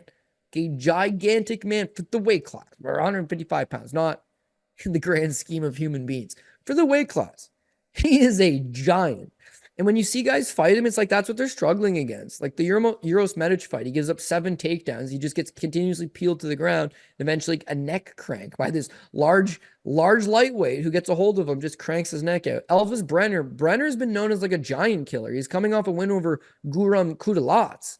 Very, very quality fighter, Elvis Brenner. And Brenner took him down 3 times. The difference is that Brenner, every time he takes him down, he's got to muscle it. And Orolbai just pops back up. He reverses Orolbai when he would get taken down. Orolbai just pops back up. Despite 3 takedowns and 2 official reversals to get on top, he only had less than 3 minutes of control time. Orolbai, meanwhile, knocks him down. Not easy to do because Brenner's been in there with some serious punches before. He also took him down 5 times on 17 attempts and had 7 minutes and 12 seconds of control time. He's just too big, man. At range, he plows you with that big right hand. It's got a lot of power. So you want to fight him in the clinch. But you can't fight him in the clinch because he's twice your size. He leans on you. He wears on you. You have to carry him. He gets an overhook, and then he can work knees to the body. If he takes you down, you got this massive guy that you got to now shift off of you and work back up. As soon as you get back up, he's back on you. And then you finally create some space and he clunks you with another overhand. Like, it's a tough style to deal with. Rebecki doesn't like fighting off his back foot, so this is not going to be a comfortable matchup for him. Rebecki's not a better striker than Orolbai, so this is not going to be a comfortable situation for him. He needs to wrestle. And then wrestling with a guy of this size and trying to hold this guy down, he's going to gas. And as soon as he gasses, Orolbai is going to take over. So I actually don't love the fact that Rebecki goes from a big favorite, everybody's darling, hot prospect, 19-1, to this. Like, this is a huge reverse of fortune. Orolbai's a minus 300 favorite over this guy now. Rebecki went from, you mentioned earlier in the show, fraud, right? Everyone, oh, he got fraud checked. Carlos Diego Ferreira has fought in the best guys in the world. Carlos Diego Ferreira is a 3rd-degree Brazilian Jiu-Jitsu black belt. Carlos Diego Ferreira is a serious problem. Like, how does losing to him make you a fraud? It doesn't. It was a bad fight. Is he capable of coming in with a much better performance this time around? Absolutely. Does that worry me? Absolutely. Do I like Orolbai at minus 300? No. But again, I'm picking lots of underdogs on this card. Rebecki ain't one of them. So sign me up for the much larger man, Orolbai, to do what he's been doing. And that's a lean on these opponents, wear them down, and then eventually find the victory. Yeah, honestly, I don't have too much to add to it. Rebecki's last time out was kind of a hashtag, fraud check. Feel like you got pretty exposed. It was against Carlos Diego Ferreira. I mean, yeah, he was like a 4-1 favorite. I mean, it was against a proven veteran, and like a lot of like the mentality was like, oh well, one guy, CDF, his cardio was like kind of called into question by a lot of people, probably ourselves included. And one guy looked tired in round 3, and it wasn't CDF, I'll tell you that much. So Orolbai is just a mountain of a man at this division and just super, super strong. The fact that he gets down to 155 is just a marvel of modern science. The guy's absolutely enormous. He's only 26 as well, man. So he's getting better, and he's going to move up to welterweight at some point when he fills out. 100%. All right, we got Abus Magomedov taking on Brunno Ferreira, minus 140 for Abus, plus 120 for Brunno. Whew.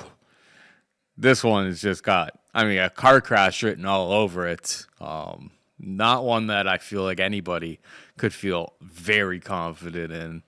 One guy has gassing issues. One guy's way undersized for the division, and Brunno is obviously, he really does look like a welterweight, but has had some success, has some power, has some pop. At 185 pounds, Abus is way longer, but if you can put some pace on him, the guy's cardio will fall off a cliff. Is Ferreira the guy to do that? I don't know. I think in a fight like this, where I think it's a bit of a car crash, I'm tempted to pick the underdog plus 120, but there's not too much confidence there. What's your take here? I think I'm going to go with a boost, but I don't have a whole lot of confidence there either. Simply, if this was a video game and we could control both these guys, I could win with a boost. I think for sure. He's got the superior wrestling. He's got enough striking to win some exchanges and then makes in the wrestling. Cardio, not that great. But now there's this Ferreira. Power advantage, it looks like it's towards Ferreira because he's a little wilder, but like a boost has got a lot of power himself. Like, I wouldn't discount him. It's that, don't play that game, man. Don't stand in front of this guy. And so he needs to mind his P's and Q's, but I got a feeling that hopefully he's able to do that. Yeah, he's another one of these Dagestani wrestlers. He doesn't fight like your traditional Dagestani wrestler. He has the wrestling in his back pocket. He just doesn't opt to use it quite as much. He fell in love a little bit with that power of his. He fell in love a little bit with the striking. And as a result, it seems like he's willing to just exchange the jab, lead with the right hand, and then maybe mix in a few takedowns. But let's not take away from the fact that the guy knows what he's doing. He just hasn't been fighting high ring IQ type game plans. His fight with Sean Strickland, he actually did manage to take him down, which I think is a decent feat considering Strickland not easy to take down, man. He's got a really solid takedown defense. His fight with Karo Barahau goes the full 15 minutes, and he's the only guy to not have been taken down and controlled by Barahau. So not a terrible look there either. It's this Warlley Alves fight. It's like he needs a win. He needs a win bad. Warlley Alves is a former welterweight. He is long past shot. You should not be losing this fight in any world, man. In fact, you need to win this or you are off the roster. He went to his wrestling. He really did. And the only thing Warlley really has is a big body kick and maybe some explosive power standing real quick. So he did a good job of just neutralizing him. It's a boring fight. It's a terrible fight. But he stuck to it with the takedowns. And he gets 6 of 7 takedowns and 12 minutes of control time. It's a 15-minute fight. 12 minutes of which he's on top of them, 6 of 7 with the takedown. So it's an absolute smother job. And I think that's exactly what he needs to do against Bruno Ferreira. Bruno Ferreira is younger than Warlley Alves, but he's, one of these explosive Brazilians that's looking to just crush your head off. The flip side of that is he got bad takedown defense. His fight with Nursultan Ruziboev, he got taken down on the very first attempt, and then he got TKO basically right after that. His fight with Justin Stolfus, he gave up 1 takedown as well. Phil Haas, in theory, could have used his wrestling, but Phil Haas is an idiot who only attempted 1 half-hearted one and then got KO'd. So if you want to stand in front of him, you're playing with fire, man. I mean, he's a big power puncher, and he's looking to just take your head off. He's not exactly the most precise. Abusa's got a nasty jab on him. He's a lot cleaner. He's a lot more linear, but that don't matter when this guy's coming over the top. And you want to stand with him, you're going to be having a problem. If you want to just shoot under, get the takedown, hold him up against the cage, neutralize him, take him to the ground, he'll have a lot of more success on the ground. He'll also have a lot more success once this guy starts to get tired and those shots become a little more telegraphed. So you really do have to mind your P's and Q's, man. This guy KO'd Gregory Rodriguez. He's got power, but Rodriguez didn't try to take him down. So again, it comes down to what type of game plan do you want to execute? I would hope for the Russian, German by way of Russia, in Abu Dhabi. You're wrestling, man. Come on, do the right thing. Get the job done. If he does such, yeah, I'm going to take a small play on him. But we're not going to know until the cage door closes, and it's entirely up to him. So based on the jab, a little cleaner, a little longer, takedown ability, I'm going to take Magomedov. But yeah, the top half of this card is like sweet fights, best guys in the division, very exciting matchups. The prelims of this card, it's like a whodunit of pretty good match-made cards, but very close. And guys have multiple passive victory and, some red flags and a whole lot of greasiness. So this just falls into that same column of I can see both guys winning, but I'm going to go with Magomedov. Yeah, if the entire card is a pie, the bottom of the pie seems to be, instead of apple filling, seems to be covered in shit.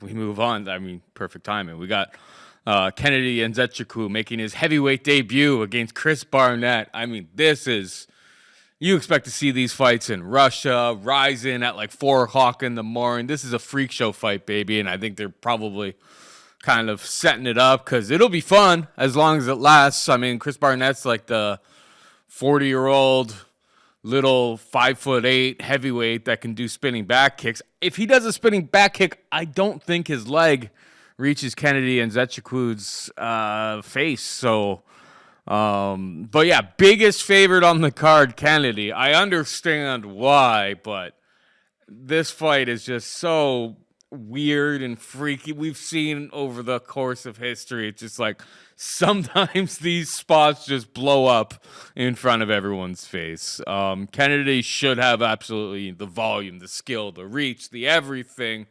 Barnett looks way, way over the hill, but I suppose he can do one thing, and power is the last thing to leave. I mean, I think Kennedy wins. Do I have any interest in getting involved at minus 750? No, not really. This seems like the classic fight where, like, whoever's whispering in their ears, like, don't hold him up against the cage. don't make this like an ugly fight. Like this seems like the type of fight where they just want them to 100% engage. And Kennedy should probably win in that type of exchange as well. But yeah, I mean, it's a circus fight, 100%. What's your take here? Yeah, it's a circus fight, and the one thing you didn't really mention is that Kennedy's never fought a heavyweight. You know, this is a guy. He's the biggest favorite on the. I did say. Yeah, it's okay. My bad. He is a 205-pound guy, and now let's say, okay, well, he's not going to cut weight. That puts him at 220 tops, and let's say he's filled out his frame a little bit, 230. I think he'll come in lighter than that for the record, but his maybe absolute most would be 230 pounds. Chris Barnett is going to come in at 266. There's a chance he misses the 266. And here's a guy that weighs 300 pounds when he walks around. So fight night, he's going to be closer to 280, taking on a guy that's going to be, I think, about 220, 225. Yeah, he's going to have 60, 70 pounds on him. He's going to have, the power advantage, I suppose. Kennedy is not necessarily super durable. He's been rocked in a pile of these fights. He's been knocked out in a pile of fights. So the guy's only got a puncher's chance, and you're going to give him a 75-pound weight advantage, and you match him up with somebody that's, maybe a tad bit chinny. Alvin St. Preux dropped Kennedy. Dustin Jacoby dropped him and outright knocked him out in a minute 22. Nikolai Negumereanu hurt him a few times, but Da Wong Jung knocked him out with an elbow in 3 minutes. He's been KO'd a bunch of times. He's been dropped a bunch of times. Like, I don't love it from that standpoint. But, yeah, I think Huggy Bear, Beast Boy, Chris Barnett, whatever you want to call me, I would say he's done. Yeah, I'm serious about the 300-pound thing, too, because he's only like 5'7". But you go back to, say, 2017, he fights Hung Man Ming, right? He weighed in at 298.3. Then they brought him into Korea where he fought Gung Oh Shim, where he weighed in at 285. He fought Alexander Lungu in Romania, where he came in at 279. Robert Neal, they had to make 261, I guess, for that because it was in the States. Back to Korea, where he's weighing 302. And then there's a great story with Alistair Overeem. They brought him in to do some rounds, and then Overeem was like, man, like, what do you weigh? Like, you're very heavy on top. And he was like, oh, man, 270. And he's like, no, I'm 270. Like, there's no way you're 270. He's like, yeah. They made him take out the scale. He got on the scale. He's 308. Like, the guy's huge. Now, the problem with that, and this is something I learned when I was a little kid, it doesn't matter how big you are. You could be a freak athlete. You could be a break dancer. You could be a standing backflip. Sean Jordan, he used to be a 275-pound guy that fought in the UFC. He would do a standing backflip after he'd win. You could be a freak athlete. Chris Barnett is a freak athlete. He comes from a Taekwondo background. All of his spinning kicks, very athletic moves. He does standing backflips. You watch Adam XFC fights back in the day in Florida. He dances to the ring. He moves. He grooves. But now he's a 38-year-old man, and his joints are just shot to bits. The UFC would love to utilize this guy if they could, but they can't. His wins, Gian Vellante and Jake Collier, neither guys on the roster anymore. Neither guys relevant, nor were they ever really relevant. That's the type of win he could win, or fight he could win. John Vellante is a former 205er. Jake Collier is a former 185er. But because Barnett's 5'7", and they want to just fight at basically an open weight type fight, yeah, maybe he can land on something but like that. But he's banged up. They book him against Chase Sherman. He withdraws. They book him against Muhammad Usman, which is, for my money's worth, probably the easiest fight in the division. He also withdraws. Waldo Cortez Costa pulls out, so they book him against Junior Tafa, and once again, he pulls out. And now he's getting Kennedy and Nzechukwu. So doing backflips is so sweet, and handstands and flipping around and breakdancing and these crazy spinning moves. But when you weigh 300 plus pounds and you don't have the frame to support that kind of weight, yeah, your career longevity's in massive question. So what does the UFC do? Well, they either release him, which they don't want because that runs the option that maybe another promotion just offers him a freak show type fight, and then book him in your own freak show type fight, which is what they've done here. They've booked him against a 205er who's a little bit chinny, who is still a winnable-ish fight, and the fans are going to have a kick out of it, and both guys are going to strike, and it probably lasts slightly over 1.5, and then comes crashing to an end near the end of the second round. It'd be fun while it lasts, but from a betting standpoint, it's tricky. I got Kennedy at the number. I don't love it, but will say Kennedy at 6'5" is still going to be the much longer, much larger guy. He's got a reported 82, 83-inch reach. That in itself is going to be huge. Guys like OSP are also big. Guys that he's fought in the past are also fairly long. Chris Barnett likes to pick and choose his shots. He's got low volume. He's got he telegraphs everything because he's so short to get into the pocket. He needs to explode in. Those explosive movements are becoming less and less as he gets older. He hasn't fought in 2 years. There really isn't any world that I would want to bet on Huggy Bear, but yeah, it's a fist fight, dude. So it's possible. It's possible, just not likely. So I'll be taking Kennedy. Just again, I can't top ticket it because it's a greasy heavyweight fight, and you really don't want to put all your action on greasy heavyweight fights if we're being real. We have Farid Basharat taking on Victor Hugo, minus 650 for Basharat, plus 470 for Hugo. Who you got here? Yeah, Farid Basharat. So the guy has got it's very high ring IQ, right? And people always like to shit on me a little bit when you make these comparisons. Yeah, he's not a world beater right now, but his ability to stick to a mindless game plan is as good as John Jones, is as good as Khabib, it's as good as George St. Pierre. Those guys are 3 of the best in the world. They're boring. George is boring. Yeah, okay, back in the day, he used to head kick guys like Jay Huron and crazy fight with Carl Parisian. George, after Matt Serra knocked him out, is just risk adverse. Now, you can say it's boring, but he sold a pile of pay-per-views. Khabib, if you weren't on his level, he just routed you. But yeah, there's a lot of fights where he's mostly just controlling you. And people said that they weren't exactly, fan friendly. John Jones, they call him the GOAT. He is the most boring guy I've seen in the last decade.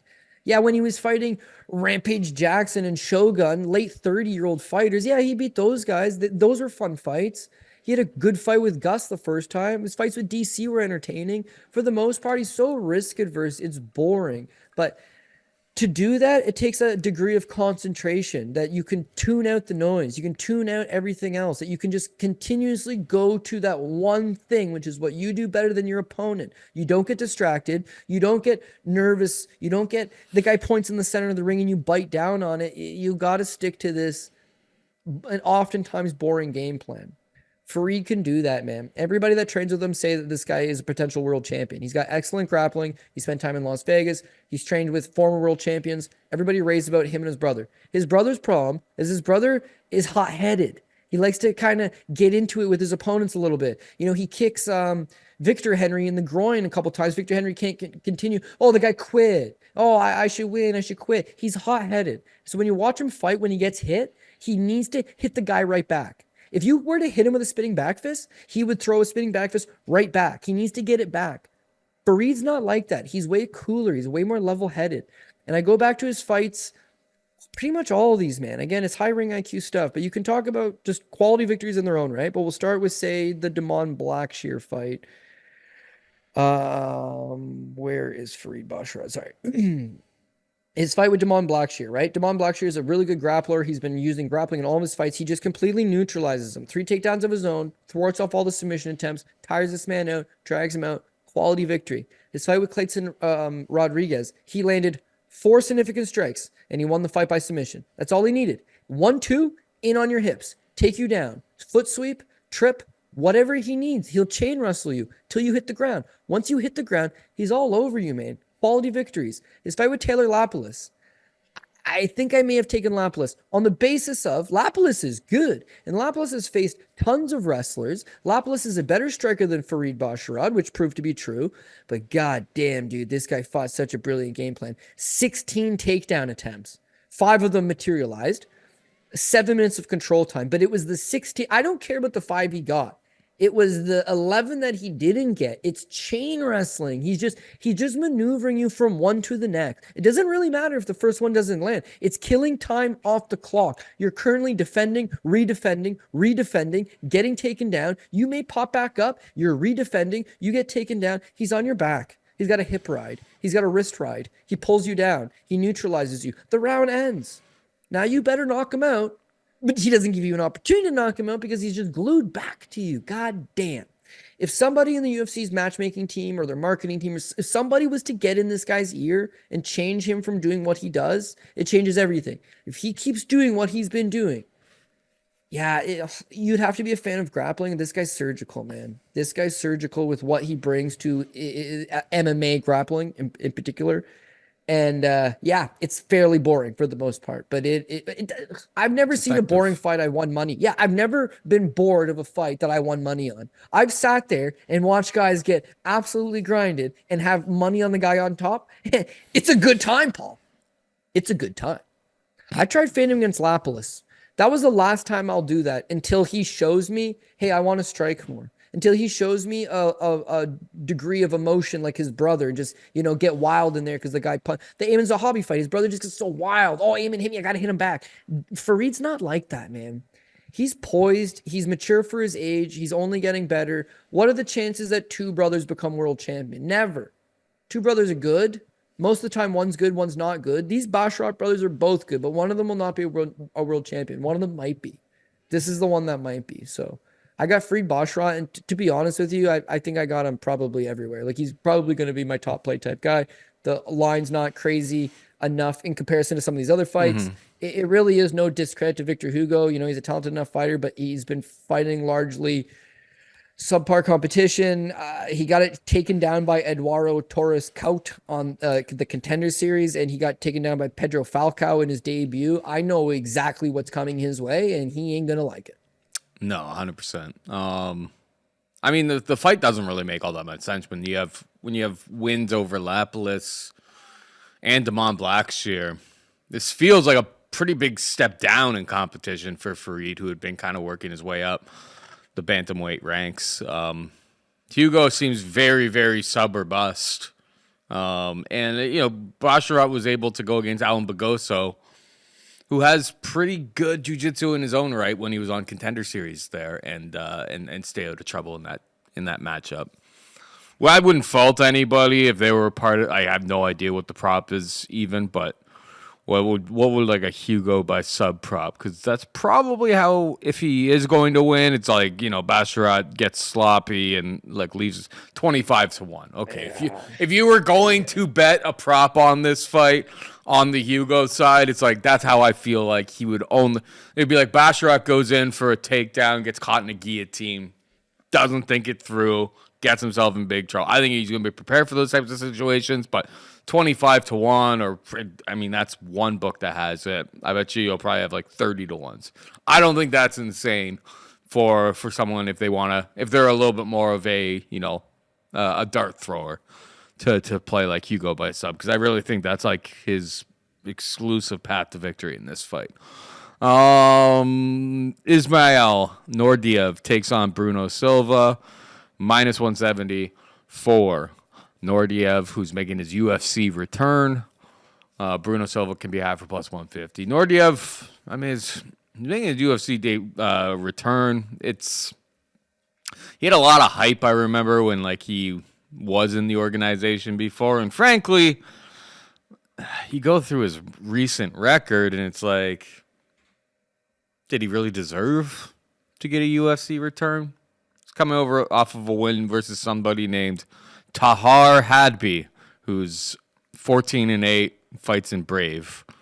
But then he had lost his previous two fights in the first round to Vadim Kutsi and Marcin Bandel.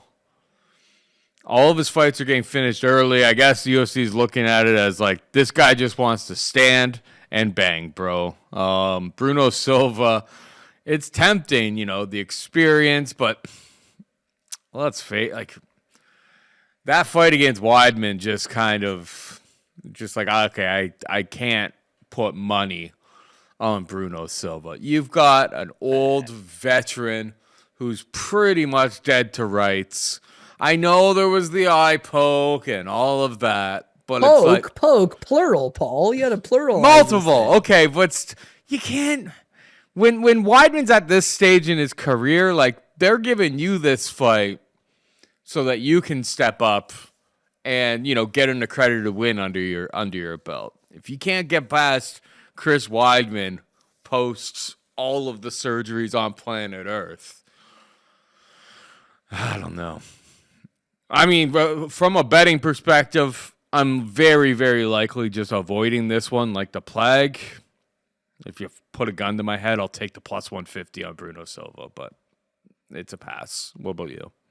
Yeah, I'm also going to take Bruno Silva for really no good reason. Like, it's not a fight that you can have a whole lot of confidence in, as much as the lack of confidence that I have in Ismail Nordiev. For the record, Ismail Nordiev is actually one of the most skilled guys I've seen for about 90 seconds, for about 2 minutes. This guy moves very, very nice. This guy has tons of power. He's very like crisp with his movements and his striking and a decent little submission game. He shows a ton of wins and they're very entertaining wins. It's that he is a career apple pie shitter. The whole thing. The whole thing. First career loss, he loses by triangle choke in 40 seconds. He's undefeated. He's 4-0. He gets triangle choked in 40 seconds. Well, that's a pie shit. You couldn't bet on it, so nobody lost money, but it's the beginning. When he eventually lost to Ismael De Jesus at ACB, he's a minus 485 favorite. So that's his second career loss. He was 15-1, taking on a salty Brazilian. He's a minus 485 favorite. That's his second career loss. Well, that's twice that he shit in the pie. Then the UFC signs him. UFC signs him and he loses his second fight for the organization to Chance Rencounter. He was a minus 600 favorite over Chance Rencounter when he lost that one. That's his third career loss, and it's the third time he shit in the pie. Sean Brady beats him, and then, this is crazy enough, he was the favorite over Sean Brady, minus 140. That's how much people thought of Nordiev. Brady looks like a world beater right now. He'd be fighting for a title in his next couple. Nordiev got released after a 2-2 run. Favorite in both of his losses. Favorite in all 4 of his career losses to that point. So he goes back to the drawing board. He gets a brave CF title fight. Yeah, you guessed it. He's the betting favorite against Jarrah Hussein Al-Salway, who's had no success in North America. He's really not, I think he just retired the other day, he lost. Not good, not good. He gets leg kicked. Like, few leg kicks, all of a sudden he can't move. Few more leg kicks, he's crippled. Few more leg kicks, they wave the fight off. So, yeah, that's his 5th time losing, all 5 times as the favorite. And it's just another bad look. Then you mentioned the Bandel fight in the Vadim Kuznetsy. Those are 2 of his last 3 fights, okay? And in those 3 fights, armbarred in 90 seconds against Bandel and then knocked out in the first round against Vadim Kutsi. Like, he's got lackluster cardio. He's lost as a betting favorite in pretty much all of his fights. He is lost by submission in 40 seconds. He's lost by knockout in 90 seconds. Like, his durability is not there. He has not won back-to-back fights since 2019 was the last time he had won consecutive fights in a row. Or sorry, that's a lie. He beat the Ali Sultani and then beat Bezken. And so 2 fights. He hasn't put a 3-fight winning streak together, I suppose, since 2019. I find it massively, difficult finding like how much trust could you have on a guy that's never been trustworthy in the entirety of his career. Now, I'll admit he's only 28 because that first run where he was a bust in the UFC and they thought the world of him, he was quite young when that happened. Let me just see. He got released from the UFC at the age of 23. 23 years old, released from the UFC. So in the 5 years since his release, this should really be him coming into his prime. Yeah, again, there's just a whole lot of uncertainty. Don't know where his cardio's at. And so here's my last point I want to trickle on here. All those fights prior to coming to the UFC and his fights in the UFC were all at 170 pounds. Once he got released from the UFC, he took a catch weight. Jarrah, he fights at 175, right? Mhm. Ali, he fights at 175. Bektan, 175. Marcin Bandel, 175. Vadim Kutsi, 175. Tahar Habidi, that's his middleweight debut. The fact that an organization would take, and Brave did that for him, would give you 5 or 6 straight catchweight of 175 type fights, allowed him to fight for a title, which was at 175 pounds, a weight class that doesn't exist, is that he's a little too big for welterweight and he's not actually a middleweight. Yeah, he won his middleweight debut. As you mentioned earlier, Paul, the guy was 14-8, not particularly good. And he got a first round minute and 10-second guillotine choke, a quick little guillotine choke, get it over with. This is really his actual middleweight debut. He's a natural welterweight. He was not great. He was not dependable. He was not durable the first time around. Again, I struggle to see him jump into this and make a difference. Brunno has just looked so limited, but if there's one thing I'll give Brunno, homie went the distance with Alex Pereira, okay? Mm-hmm. And then homie went the distance with Shara Magomedov. And then he got his eye blasted out, and he's taking on a former champion Weidman who's got better wrestling and better grappling and all that. And I'm like, yeah, he didn't look good. He looked awful, but he got eye poked like half a dozen times. And again, he still lasted a decision. Brandon Allen's got good grappling. He subbed him. Okay. Jeremy Urshard, he's one of those tire you out and sub you type guys. Well, he subbed him. Knockout win over Brad Tavares. That's not easy to do for the record, but he's got power. He's just got no grappling abilities. Weidman was able to take him down. Brandon Allen can out-grapple him. Mearshart can out-grapple him. Ferreira is one of the best stand-up guys going. I'd say Brunno's taken largely unfavorable matchups, so you haven't really seen the best of him. Against Nordiev's a smaller guy, and he's way more athletic. He's going to be way faster than Brunno. He will beat Brunno to the punch. He will tag Brunno up early in the first round. He may even take Brunno down and threaten with a submission. When he does not submit Brunno in the first round, and when he does not KO Brunno in the first round, he's going to melt like butter. So that's my take on this one. I think Brunno's a better live betting situation, and then just cause this guy to break mentally. You don't break 6 or 7 times because you're a mentally strong guy. Getting caught is one thing. Getting this guy is a world-class, he beat me is one thing. Getting caught in these 20-second submissions, or I guess it was a 40-second submission, but still, he's got 2 or 3 sub 2-minute submission losses. He's got 2 sub 2-minute knockout losses. Like, losing that fast constantly, it's a mental block. It's a mental block. And he hasn't showed, he's 1-3, or he's 1-2 in his last 3 fights. And the UFC's bringing him in to move up a weight class. It's not even on short notice. It's just straight up. So I don't know. All I could suggest is that they've brought in a few of these guys from Brave. Brave is the local Middle Eastern organization. Brave has very deep pockets. I mean, they actually signed Makayev, apparently gave him what he was asking for. Brave has a ton of money, so I don't doubt that they would offer up, hey, we got some guys, put them on your show, and the UFC was, oh yeah, okay, sure, let's do that. Nordiev has been a tenured Brave guy. Maybe he's one of the guys they were like, go ahead, use him. UFC says, well, we got to give him someone that's not good. He can't make 170, so that's off the table. So we need to give him somebody at 185 who's going to stand with him and looks pretty limited. Hey, why not a 35-year-old Brunno Silva who's 1-5 in the UFC? No, he's not 1-5. He won his first 3. He's 4-5 in the UFC, but he's effectively 1-5 in his last 6 fights. That's the perfect guy to give him, right? So why would you want to bet this? Truthfully, I don't know. I feel like there's other things that are worth your attention than this one. But if you're a fight fan, which I hope you're watching the show, you are a real fight fan. This is going to be a fun fight. For however long it lasts, it doesn't matter. It's going to be a fun fight. It's going to be a sloppy fight. You'll get your money's worth on an entertainment point of view. But on a betting standpoint, you're just looking to die early from massive stress because it's going to be stressful if you're betting anything significant on this one. All right, and finally we got Rinat Fakhretdinov taking on Carlos Leal, minus 250 for Fakhretdinov. Carlos Leal plus 210. You may know Carlos Leal from like all of the like PFL seasons and all of that. Guy's super solid, particularly in the stand-up department. There's only 2 losses over the last, I don't know how many years, quite a long time, have been against Sadabusi. The fight, like most of Renat's fights, are going to come down to are, can he sprawl and brawl, stop the takedown, or at least if he does get taken down, get back to his feet? That's the question I have for you. It's a bit of short notice for Carlos Leal here, but not enough that I'd be that concerned. Like, it's I feel like I saw this kind of show up on like Big Marcel's feed like a month ago or something like that. So I don't feel like it's that short notice, and I'm sure Leal, if he's not in the PFL season, was kind of getting ready for an opportunity like this anyway. What's your take on this fight, Code?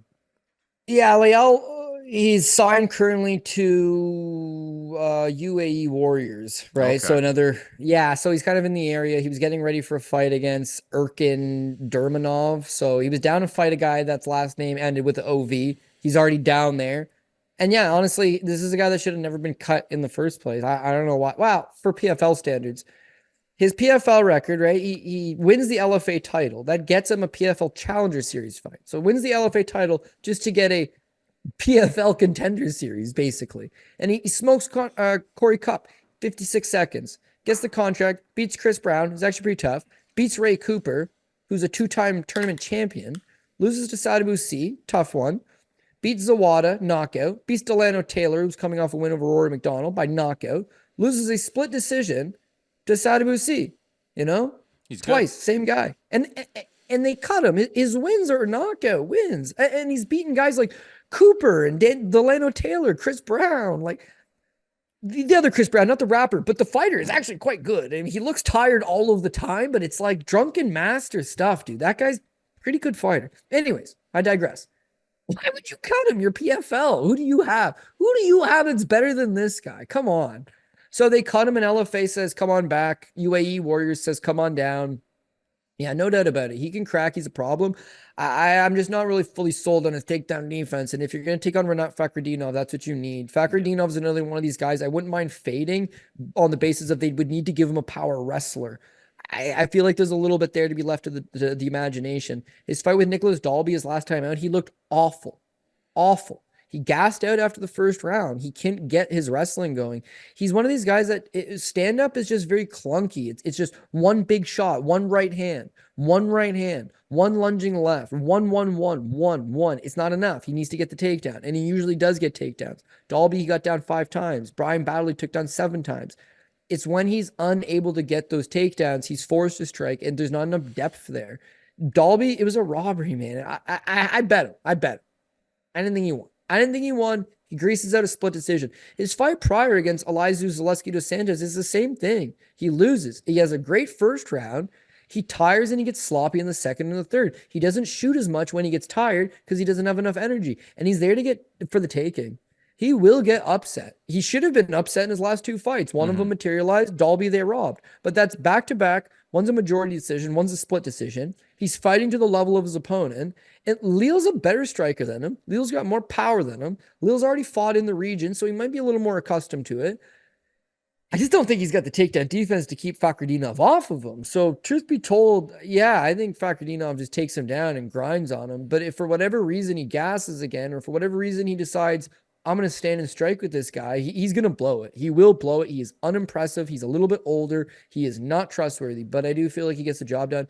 And because it's the first fight on the card, we've been having luck with just chancing out these first fights and not having to rebuild. But, you know, your worst case scenario is you've got 12 good fights still to come if something was to go awry in this first one. So I got Rinat Fakhretdinov by decision. Fans in Abu Dhabi also seem to respect wrestling and grappling a lot more. They're not one to boo and ask for stand-ups. They kind of get it. So Fakhretdinov's just got to go ahead and do that.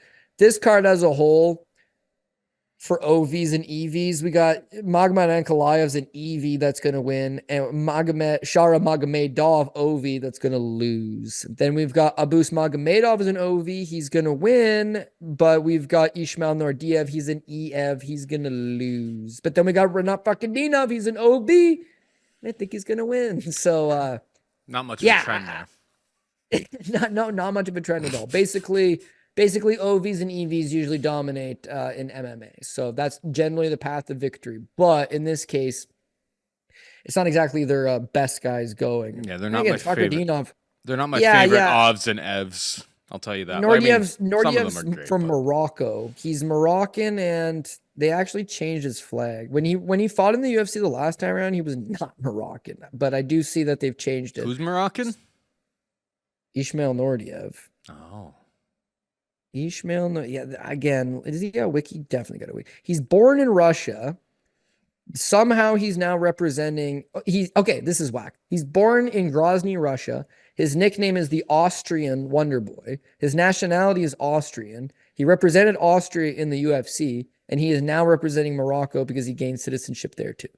So the guy's a quitter, dude. Not only does he quit in these fights, he's quitting on his country. I don't know. I am less on Nordiev now than I was beforehand, and that doesn't make any sense to most people, but it does to me. So I'm rolling with that. Do you want the PRP? Hit them with the PRP and we wrap it up. Hit him with it right now. Okay, we're gonna go with Max Holloway, dog number 1, Robert Whittaker, dog number 2. Much better as a live bet. We're gonna go with Ankalaev, Lerone Murphy, Armen Petrosyan's dog number 3, Ibo Aslan. God damn, probably RDA, Rafael dos Anjos. That'd be a PRP pick, or just pass altogether. But that would be dog number 5. We're going to go with Orolbai. We're going to go with Abus Magomedov, Kendi Nzechukwu, Farid Basharat, Brunno Silva. I think he's basically even money, but that would be a dog number 5. Oh, is it what's the trend on it? Let me just see. Is there a pile of money coming in against him? Wasn't this thing even a few days ago? It was. And people are like, oh, one guy has EV. Yeah, Brunno was like opened up as the -135 favorite at Bet Yeah, Online. you're right. He's plus And 142. then now there's like a pile of Get money. So there steamed. could be some like it could be rigged. That's possible. Okay. Tell you what. if they're walking down to the ring and Nordiev comes out with a half beard and one of those like desert drapes up, yeah, dude, you want out of there. If he now all of a sudden is representing the UAE, because what's it matter to Nordiev? That would be the fourth different country he's decided to rep. I would be out. I would be out for sure. But yeah, there could be something there, dude. Bruno's very unimpressive. He's 35. That's a lot of money for the number to swing that fast. And I see like, I won't name the name because we've got low key sponsors that don't like it. But yeah, I mean, he's trending towards 2-1 on some books. Pretty wild. And he's got a long history of fighting bit of a pause in on Russia, and like weird matchups and stuff. So he seems like the kind of guy that like maybe you know the connection to his guy to, you know, pay him off a little bit. I'm just saying. There is a long history of this, maybe not in the UFC, but in MMA. But yeah, that move like of, you know, basically going from a pick'em to like it happened like all of a sudden, like really, really fast, market wide. So not sure what's up there. You know what? Yeah, I don't know. On one hand, you go back to Tai Young Bang versus Leo Kuntz, and it's like the line swung 600 points towards Kuntz, and he still lost the fight. It's true. And on other hands, you go back to Derek Minner's fight, where it's like the line swung heavily, and then he proceeded to roll over. So I don't know. I've seen a lot of betting trends not work out, but this one seems like it was so quick. It was one singular bet, and I don't know which book would take that big of a bet on this fight, but I'm guessing I'm gonna do some research on that one. Well-established sports tout or service that released it, and then everyone pounded it from a pick'em to like -175, and then they'll go on social media and like brag about CLV, and then Bruno Silva will ship that ass.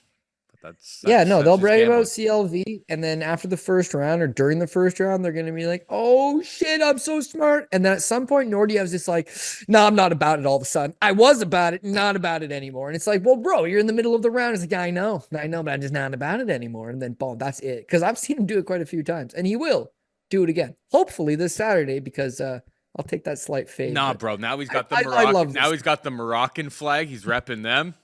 He'll never quit again. He's got that Moroccan pride. Well, I will say something, and I don't know if I don't think he's from Morocco, but you're right about that. Fighters that are actually Moroccan never say die. Like they have crazy good attitudes with "I will stick through it through the pain to get to the mountaintop." Just Nordiev's Austrian, and to my knowledge, who were the other Austrian fighters? It's not. The fact that I can't Fame list by any stretch of imagination. No. Denmark's got some fighters. Norway's got some fighters. There's areas around, but it's true. Lithuania's got fight. Yeah, Austria really doesn't really have anybody. Anyways, the fact that I'm stumped on that's a bad sign. This guy was probably like, he's born in Russia. Why not just hang out with the Russian one? Anyways, we're getting into it way too much, and we've been 2 hours on this show, so maybe we'll start a random variety podcast someday just to shoot the shit. But the main thing, we've broken down these 13 fights. So let's start with that and hopefully have a winning weekend. Yes, sir. All right. That is it for us this week. Hope you enjoyed the show. For producer Jared and Cody Saftik, I'm Paul Shaughnessy saying goodbye and good luck. Ow, ow, ow.